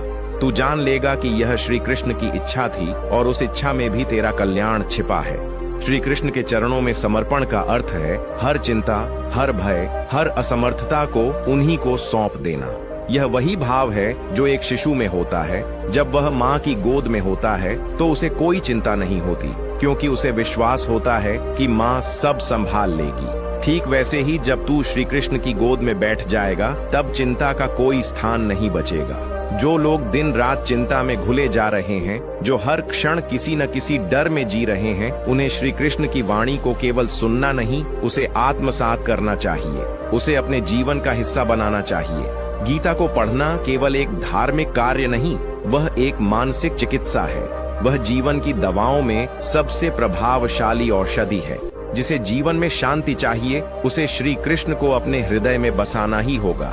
उन्हें केवल मंदिरों में देखना पर्याप्त नहीं, उन्हें अपने भीतर अनुभव करना होगा। जब मन अशांत हो, जब सांसें भारी लगे, तब आंखें बंद करके श्री कृष्ण का नाम लो। बस कृष्णा कृष्णा कहो। वह नाम ऐसा है जो मन के बोझ को हल्का कर देता है। श्री कृष्ण कहते हैं, जो भक्त मुझे प्रेम से स्मरण करता है, मैं उसके हृदय में वास करता हूँ। और जब वह स्वयं हमारे हृदय में हो, तब चिंता किस बात की? तब चिंता करना ठीक वैसे ही होगा जैसे कोई राजा बनकर भी भिखारी की तरह दर दर भटके। जो भी श्री कृष्ण के चरणों में अपना जीवन अर्पित करता है उसे चिंता करना नहीं आता, क्योंकि वह जानता है चाहे कुछ भी हो प्रभु साथ हैं, और जब वह साथ हैं तो हार असंभव है। जब मन दुखों से भर जाता है, जब चारों ओर निराशा छा जाती है, तब सबसे पहले जो बात हमारे भीतर जन्म लेती है वह होती है चिंता। यह चिंता धीरे धीरे मन को खा जाती है, विचारों को भ्रमित कर देती है, निर्णयों को कमजोर बना देती है और आत्मा को जकड़ लेती है। लेकिन श्री कृष्ण की वाणी कहती है, तू चिंता क्यों करता है जब मैं हूँ। यह कोई साधारण वाक्य नहीं, यह एक जीवन दर्शन है जो भीतर से हमें फिर से जीवित कर सकता है। श्री कृष्ण केवल एक देवता नहीं, वे एक जीवन शैली हैं, एक चेतना है जो हमें हर क्षण निर्देशित करने को तैयार बैठी है। पर हम ही हैं जो अपने मन के शोर में उनकी आवाज को नहीं सुन पाते। जब हम ध्यान करते हैं, जब हम उनकी वाणी को अपने भीतर प्रवेश करने देते हैं, तब वह कहते हैं, तू अपने कर्म कर, मैं तेरा मार्ग प्रशस्त करूंगा। और यही विश्वास चिंता को जड़ से काट देता है। किसी भी व्यक्ति को यदि चिंता से मुक्ति चाहिए तो सबसे पहले उसे यह समझना होगा कि चिंता भविष्य की कल्पना मात्र है। ये कोई यथार्थ नहीं, यह मन की वह रचना है जो आज के वर्तमान को निगल जाती है। और श्री कृष्ण हमें वर्तमान में लाना सिखाते हैं। वे कहते हैं, जो बीत गया वह बीत गया, जो अभी है वह तेरा है। तू उसी में जी, उसी में अपने कर्म कर, क्योंकि तू केवल इस क्षण का स्वामी है। कई बार हम सोचते हैं कि परिस्थितियां हमारे विरुद्ध हैं, लोग हमें नहीं समझते, समय साथ नहीं दे रहा। लेकिन श्री कृष्ण के ज्ञान में यह स्पष्ट है कि जो कुछ हो रहा है वह तेरे ही कर्मों का फल है और तेरे ही लिए उचित है। इसलिए चिंता नहीं, स्वीकार करो। जो आज कठिनाई बनकर सामने है वही कल तेरी सबसे बड़ी शक्ति बनेगी। जो आज दुख है वही कल तुझे गहराई देगा, और जो आज आंसू हैं वही कल तेरी आंखों में चमक बनकर लौटेंगे। श्री कृष्ण की यही लीला है कि वे हमें उन रास्तों पर ले जाते हैं जहां हम स्वयं कभी जाने का साहस नहीं करते। वे हमें परखते हैं पर उसी क्षण हमें थाम भी लेते हैं। चिंता तब होती है जब हम उनकी योजना को नहीं समझ पाते, लेकिन यदि हम आंखें मूंद कर भी यह मान लें कि जो वह कर रहे हैं वह मेरे लिए सर्वोत्तम है, तब चिंता का कोई स्थान नहीं बचेगा। चिंता केवल मन में होती है, आत्मा में नहीं। आत्मा जानती है कि वह अनंत है, अमर है, अचल है। श्री कृष्ण बार बार कहते हैं, तू आत्मा है, यह शरीर तेरा वस्त्र है। जिस दिन तू यह पहचान लेगा उस दिन से मृत्यु का भय, विफलता का डर, अकेलेपन की पीड़ा सब समाप्त हो जाएंगे। चिंता भी उसी दिन से अपने आप चली जाएगी, क्योंकि चिंता केवल माया के भ्रम में जीने वालों को होती है, आत्मज्ञान में जीने वालों को नहीं। श्री कृष्ण के उपदेश हमें केवल प्रेरित नहीं करते, वे हमें बदलते हैं। वे हमें भीतर से जगाते हैं, हमारे विचारों की दिशा को मोड़ते हैं। जो पहले दुख लगता था वह अब अवसर लगने लगता है, जो पहले हार लगता था वह अब एक नया आरंभ बन जाता है। और यह सब संभव होता है केवल एक विश्वास से कि श्री कृष्ण मेरे साथ हैं। जिनके जीवन में यह विश्वास है वे कभी अकेले नहीं होते। चाहे संसार उन्हें छोड़ दे, चाहे समय कठिन हो जाए, लेकिन उनका मन स्थिर रहता है, क्योंकि उन्हें यह अनुभूति होती है कि मेरे साथ कोई है जो सृष्टि का संचालन करता है, जो हर कण में व्याप्त है, जो मुझसे भी अधिक मुझसे प्रेम करता है। यदि तू चिंता से मुक्त होना चाहता है तो तू श्री कृष्ण की शरण में आ जा। उन्हें केवल नाम से मत जान, उन्हें अनुभव कर। हर सुबह उनकी वाणी को सुन, हर रात उनके नाम को स्मरण कर। तू देखेगा कि धीरे धीरे तेरे भीतर का अंधकार मिटने लगेगा और एक नई रोशनी जन्म लेगी। यह रोशनी तेरे मन को शांत करेगी, विचारों को स्पष्ट करेगी और चिंता को नष्ट कर देगी। चिंता तब तक है जब तक तू सोचता है कि सब कुछ तुझे ही करना है, लेकिन जब तू जान लेता है कि तू केवल एक माध्यम है और संचालक तो श्री कृष्ण है, तब तू हल्का हो जाता है। जैसे एक बच्चा जब अपने पिता के साथ चलता है तो वह नहीं सोचता कि रास्ता कितना कठिन होगा, वह बस हाथ पकड़कर चलता है। वैसे ही जब तू श्री कृष्ण का हाथ थाम लेता है तब रास्ता चाहे जैसा भी हो तू डरता नहीं, चिंता नहीं करता। श्री कृष्ण की एक एक बात हमें जीने की कला सिखाती है। वे कहते हैं, तू फल की इच्छा मत कर, बस कर्म करता चल।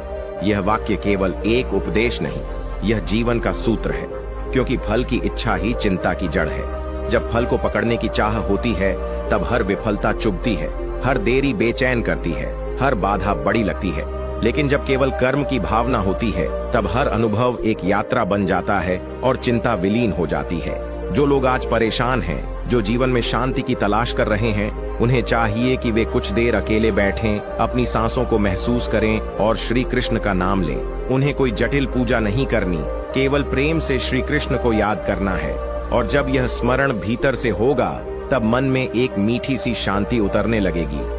यही शांति चिंता की सबसे बड़ी औषधि है। श्री कृष्ण की गीता केवल युद्ध भूमि की नहीं, वह हमारे हर दिन की है।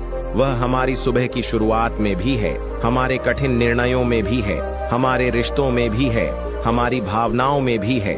जो व्यक्ति गीता को पढ़कर उसे जीवन में उतार लेता है, वह कभी भी चिंता से पराजित नहीं होता। जब हम श्री कृष्ण की ओर नजर उठाते हैं, तो हमें केवल एक भगवान नहीं दिखते, हमें एक ऐसा मार्गदर्शक दिखता है जो हमारे हर भय, हर संशय, हर चिंता का समाधान लिए खड़ा है।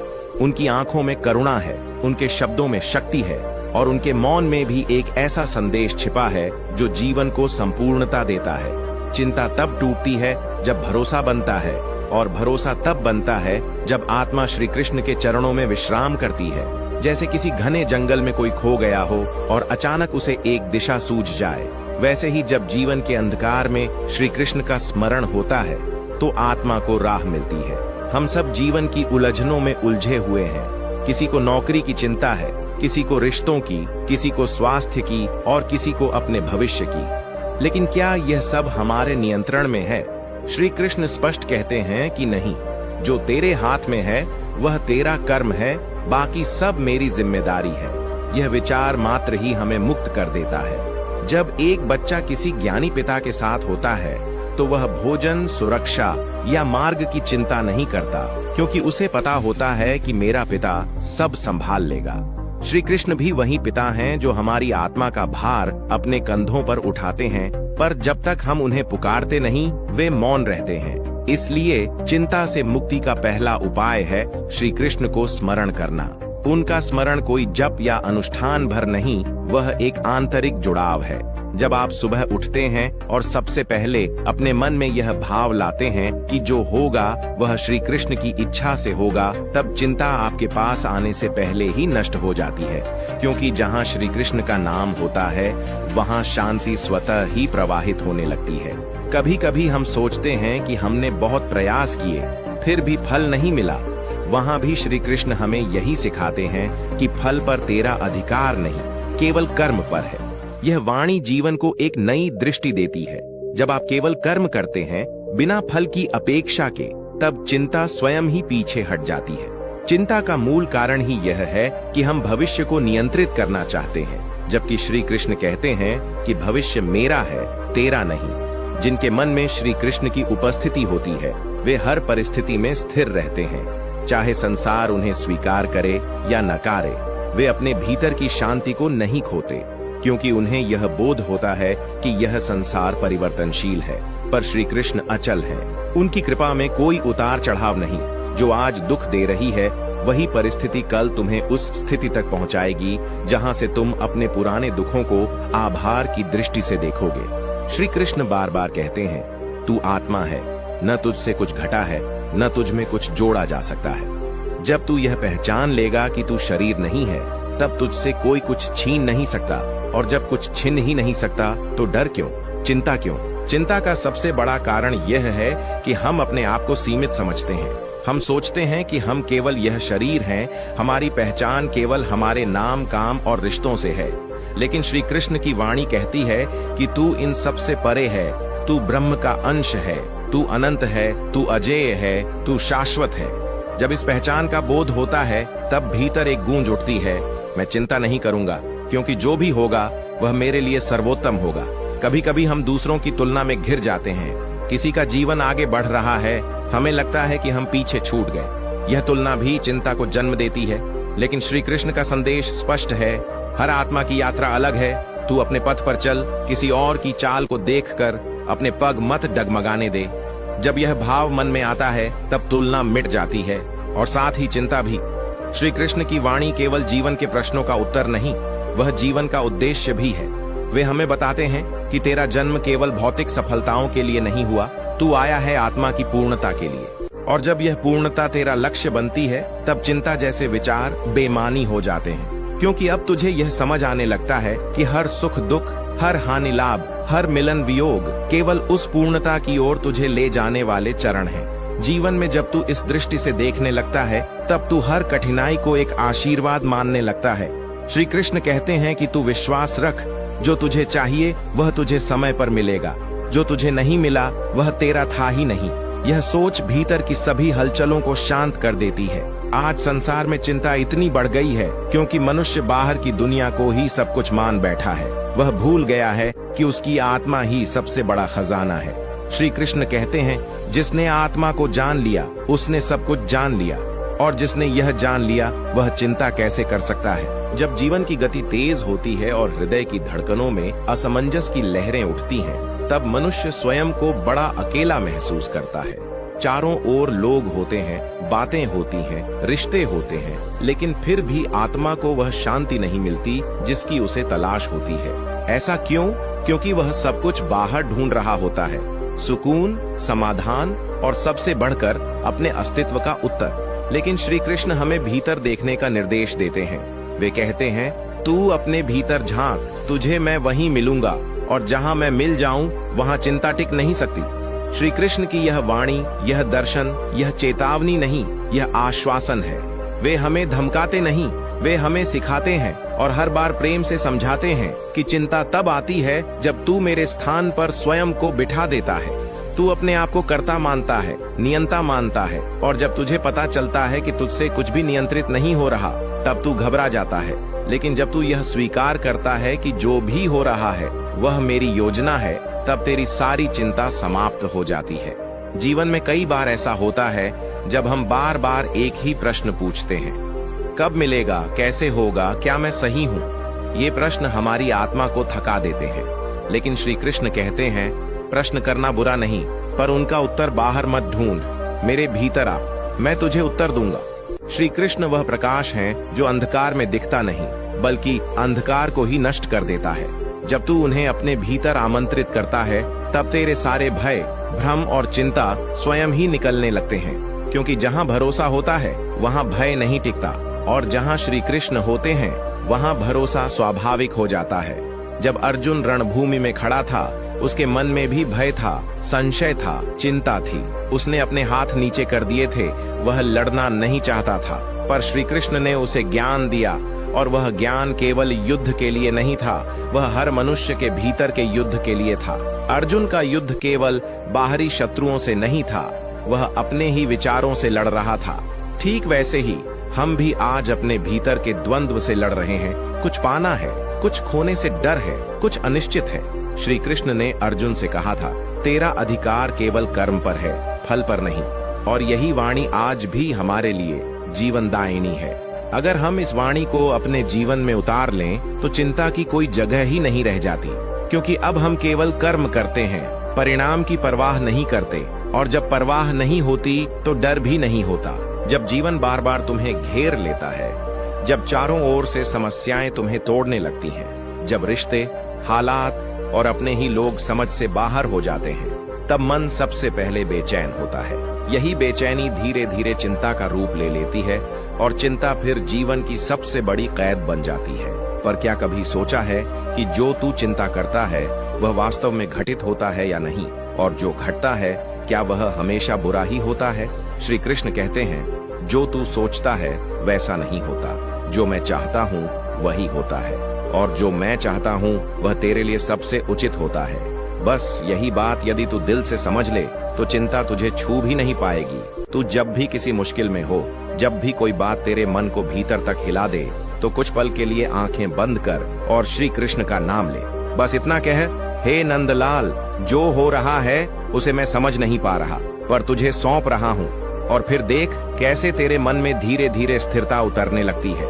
यह स्थिरता ही वह पहला कदम है चिंता से मुक्ति की ओर। श्री कृष्ण ने कभी यह नहीं कहा कि जीवन में कठिनाइयां नहीं आएंगी। उन्होंने तो स्पष्ट कहा, यह संसार दुखालय है। लेकिन उन्होंने साथ ही यह भी कहा, जो मुझ में स्थित हो जाता है उसे यह संसार छू नहीं सकता। अर्थात संसार वैसा ही रहेगा, लेकिन तेरा अनुभव बदल जाएगा। और यह अनुभव केवल उनके स्मरण से आता है जब तू हर दिन, हर सुबह, हर शाम उन्हें स्मरण करता है, अपने सुख दुख की बात उनसे करता है, तो वे तुझसे दूर नहीं रहते। क्योंकि श्री कृष्ण तो वही हैं जो एक छोटे से पत्ते पर बैठे भक्त के लिए समुद्र में उतर जाते हैं, जिन्होंने एक और भोजन में संपूर्ण प्रेम को अनुभव कर लिया, जो एक सूखी तुलसी की माला को भी सर माथे लगा लेते हैं यदि वह प्रेम से अर्पित हो। तो सोच, अगर तू उन्हें सच्चे दिल से पुकारेगा तो वे तुझसे दूर क्यों रहेंगे? वे आएंगे, जरूर आएंगे, लेकिन शायद वैसे नहीं जैसे तू सोचता है। शायद वे किसी राहगीर के शब्दों में आए, किसी किताब के वाक्य में, किसी वीडियो के संदेश में, या फिर तेरे भीतर उठती किसी भावना के रूप में, लेकिन आएंगे जरूर। और जब आएंगे तो तेरे भीतर वह शांति छोड़ जाएंगे जो न किसी वस्तु में है, न किसी मनुष्य में, वह केवल श्री कृष्ण में है। और जब तू इस शांति को अपने भीतर महसूस करेगा तो फिर न किसी बात का डर रहेगा, न किसी की कमी का दुख। तब जीवन चाहे जैसा भी हो, तू भीतर से हंसता रहेगा, क्योंकि तुझे मालूम होगा कि तेरा जीवन किसी साधारण के हाथों में नहीं, स्वयं श्री कृष्ण के हाथों में है। तो अब जब भी तेरे मन में चिंता दस्तक दे तो डरना नहीं, बस मुस्कुरा कर कहना, हे कृष्ण, तू ही मालिक है, तू ही राह दिखाने वाला है, मैं तेरे भरोसे हूँ। और फिर देखना कैसे तेरे मन की उलझने खुद ब खुद सुलझने लगेंगी।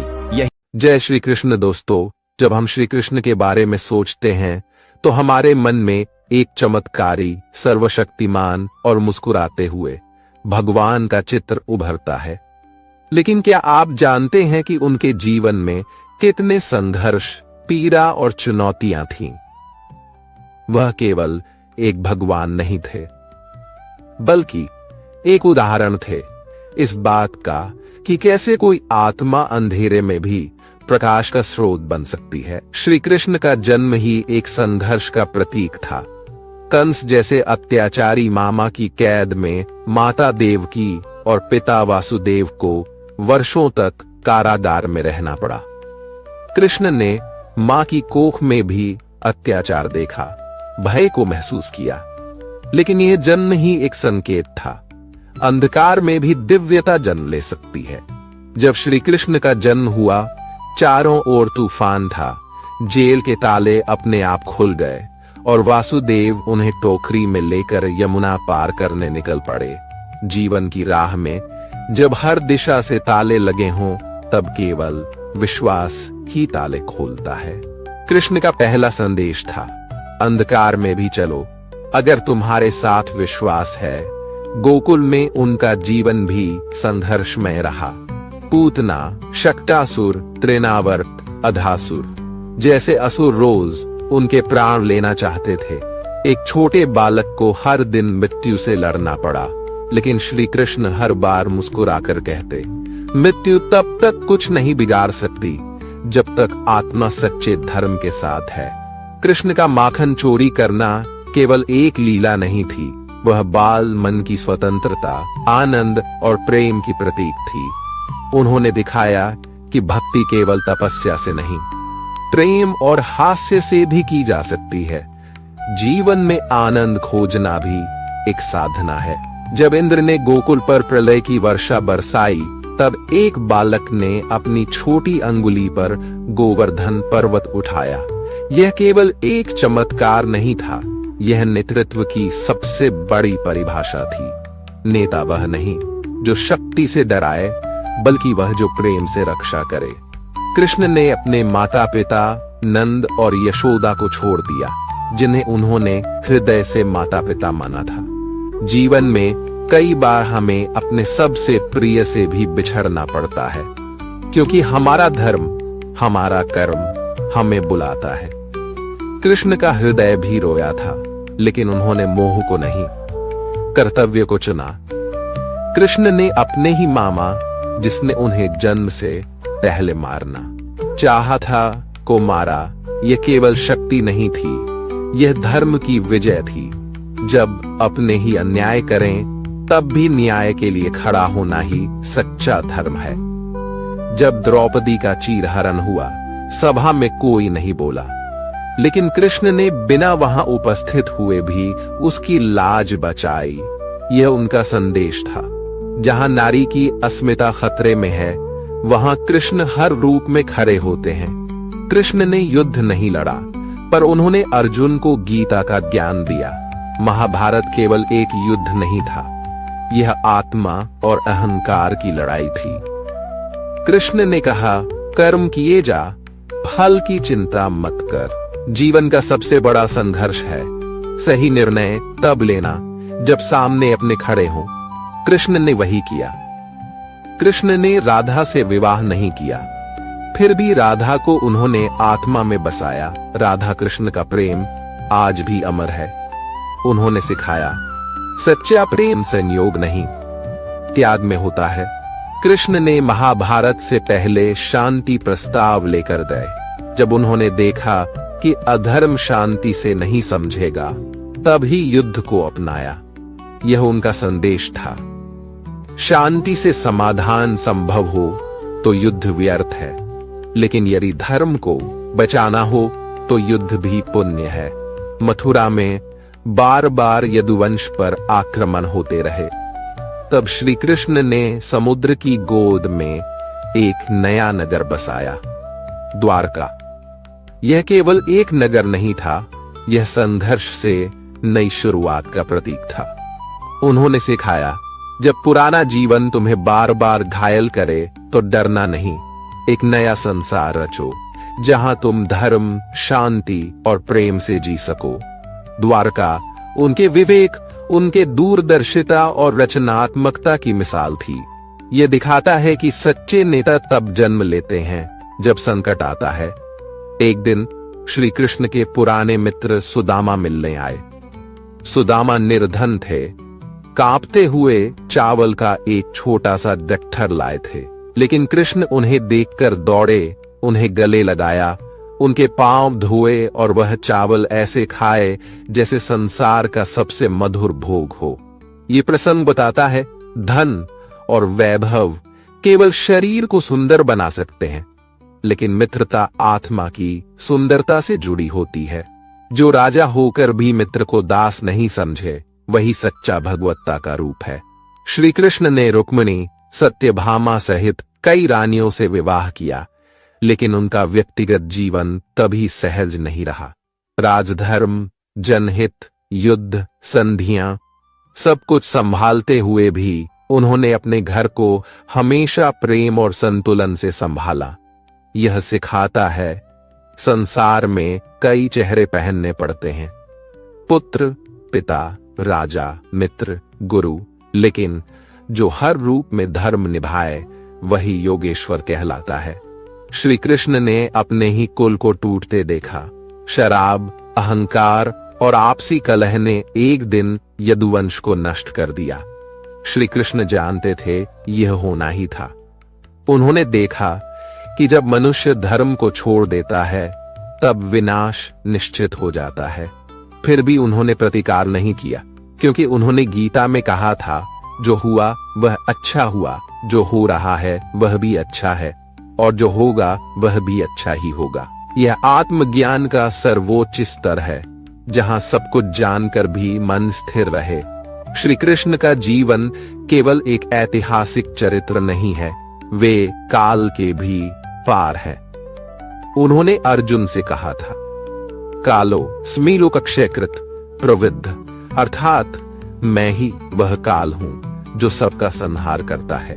यह शब्द केवल विनाश के नहीं थे, यह चेतावनी थी कि जीवन में हर क्षण अनमोल है। समय को व्यर्थ न जाने दो, क्योंकि जो कृष्ण को पहचानता है वह समय से भी ऊपर उठ जाता है। श्री कृष्ण युद्ध भूमि में भी मुस्कुरा सकते थे, क्योंकि वे भीतर से शांत थे। उनकी मुस्कान कोई छल नहीं थी, वह ज्ञान की पूर्णता का परिणाम थी। वो कहते हैं, मनुष्य का सबसे बड़ा युद्ध अपने भीतर होता है, और जो उस युद्ध को जीत लेता है वही सच्चा योद्धा होता है। इसलिए जब जीवन आपको तोड़ना चाहे, तब कृष्ण की मुस्कान को याद करना। वो मुस्कान कहती है, जो कुछ भी है वह बीत जाएगा। कृष्ण न केवल भक्तों के आराध्य थे, बल्कि एक कुशल राजनयिक भी।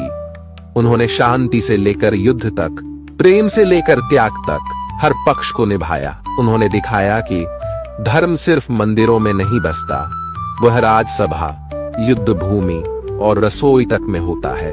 वे एक ऐसे मार्गदर्शक थे जो हर समय हर परिस्थिति में धर्म को जीवित रखते थे, चाहे परिस्थितियां कैसी भी हों।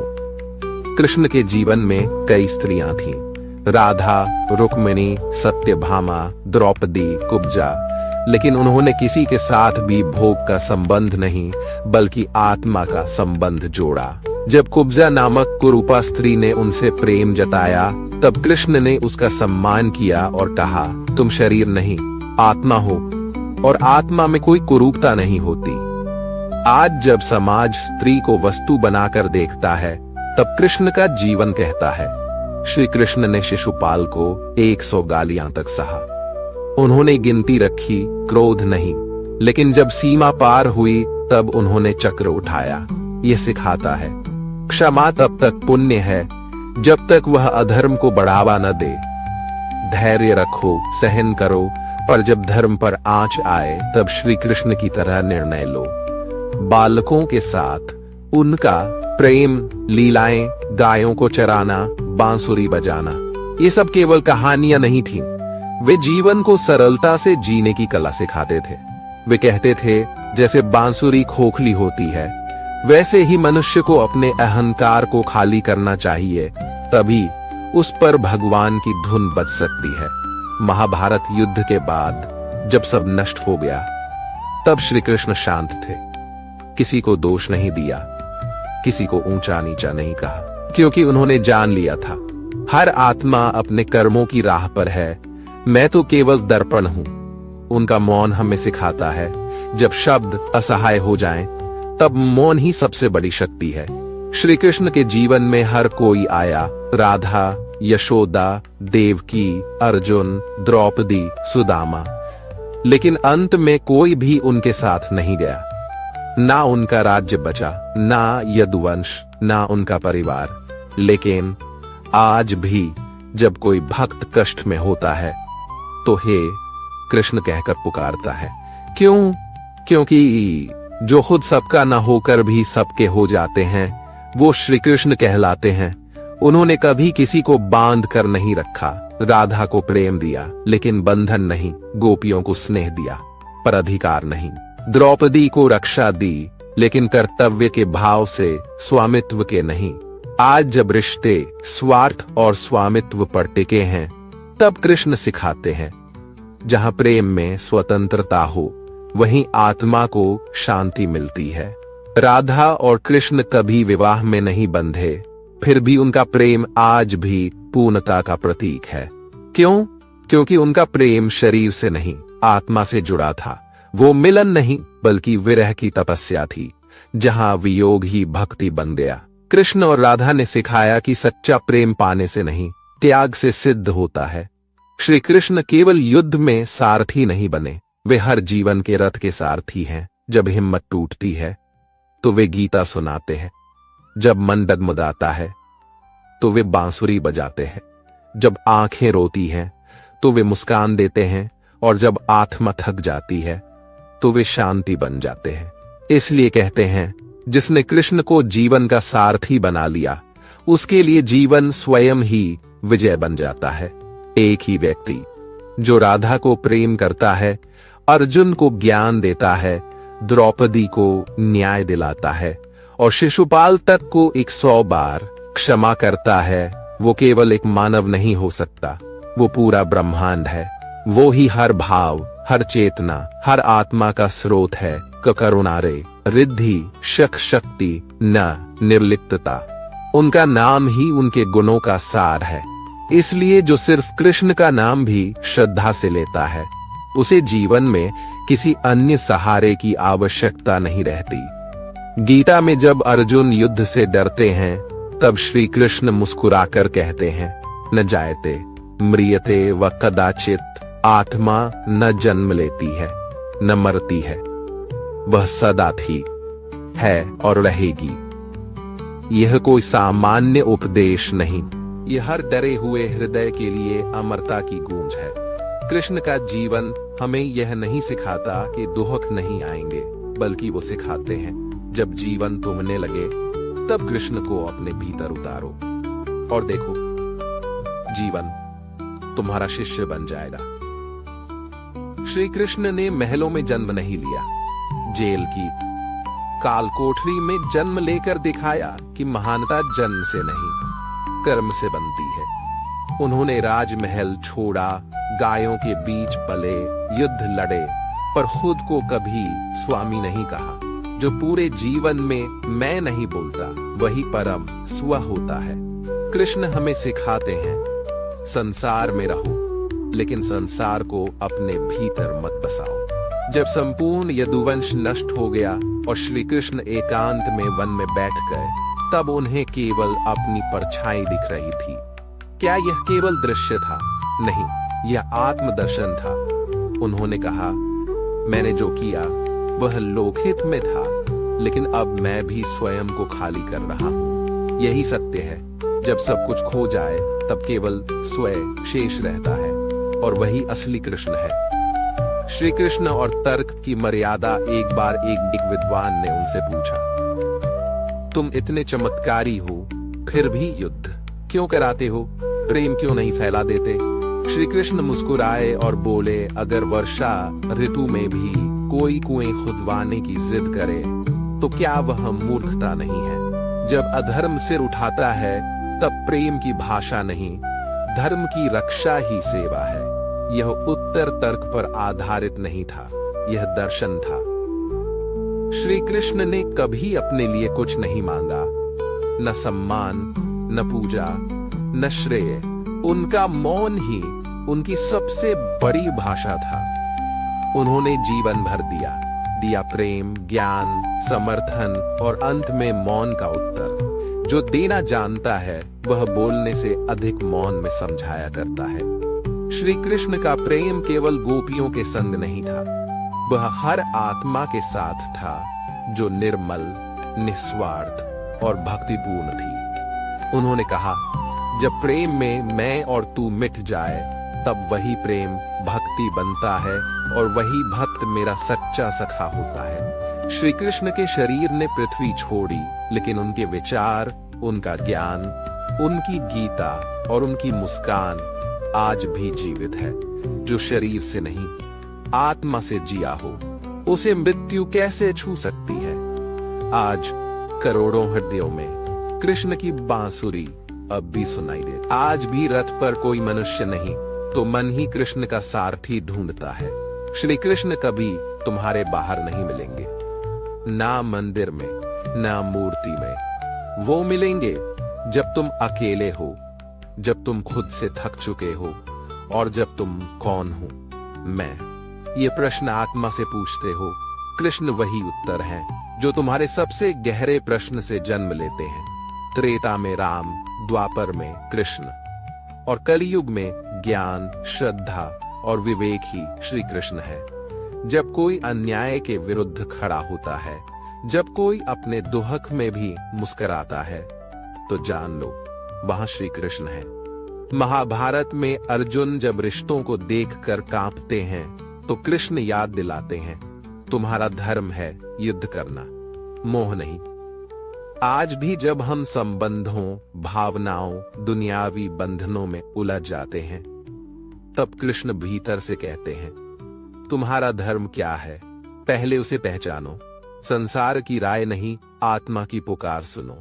श्री कृष्ण कोई बाहरी देवता नहीं है, वह तुम्हारे कर्म में, सोच में, प्रेम में और क्षमा में जीवित है।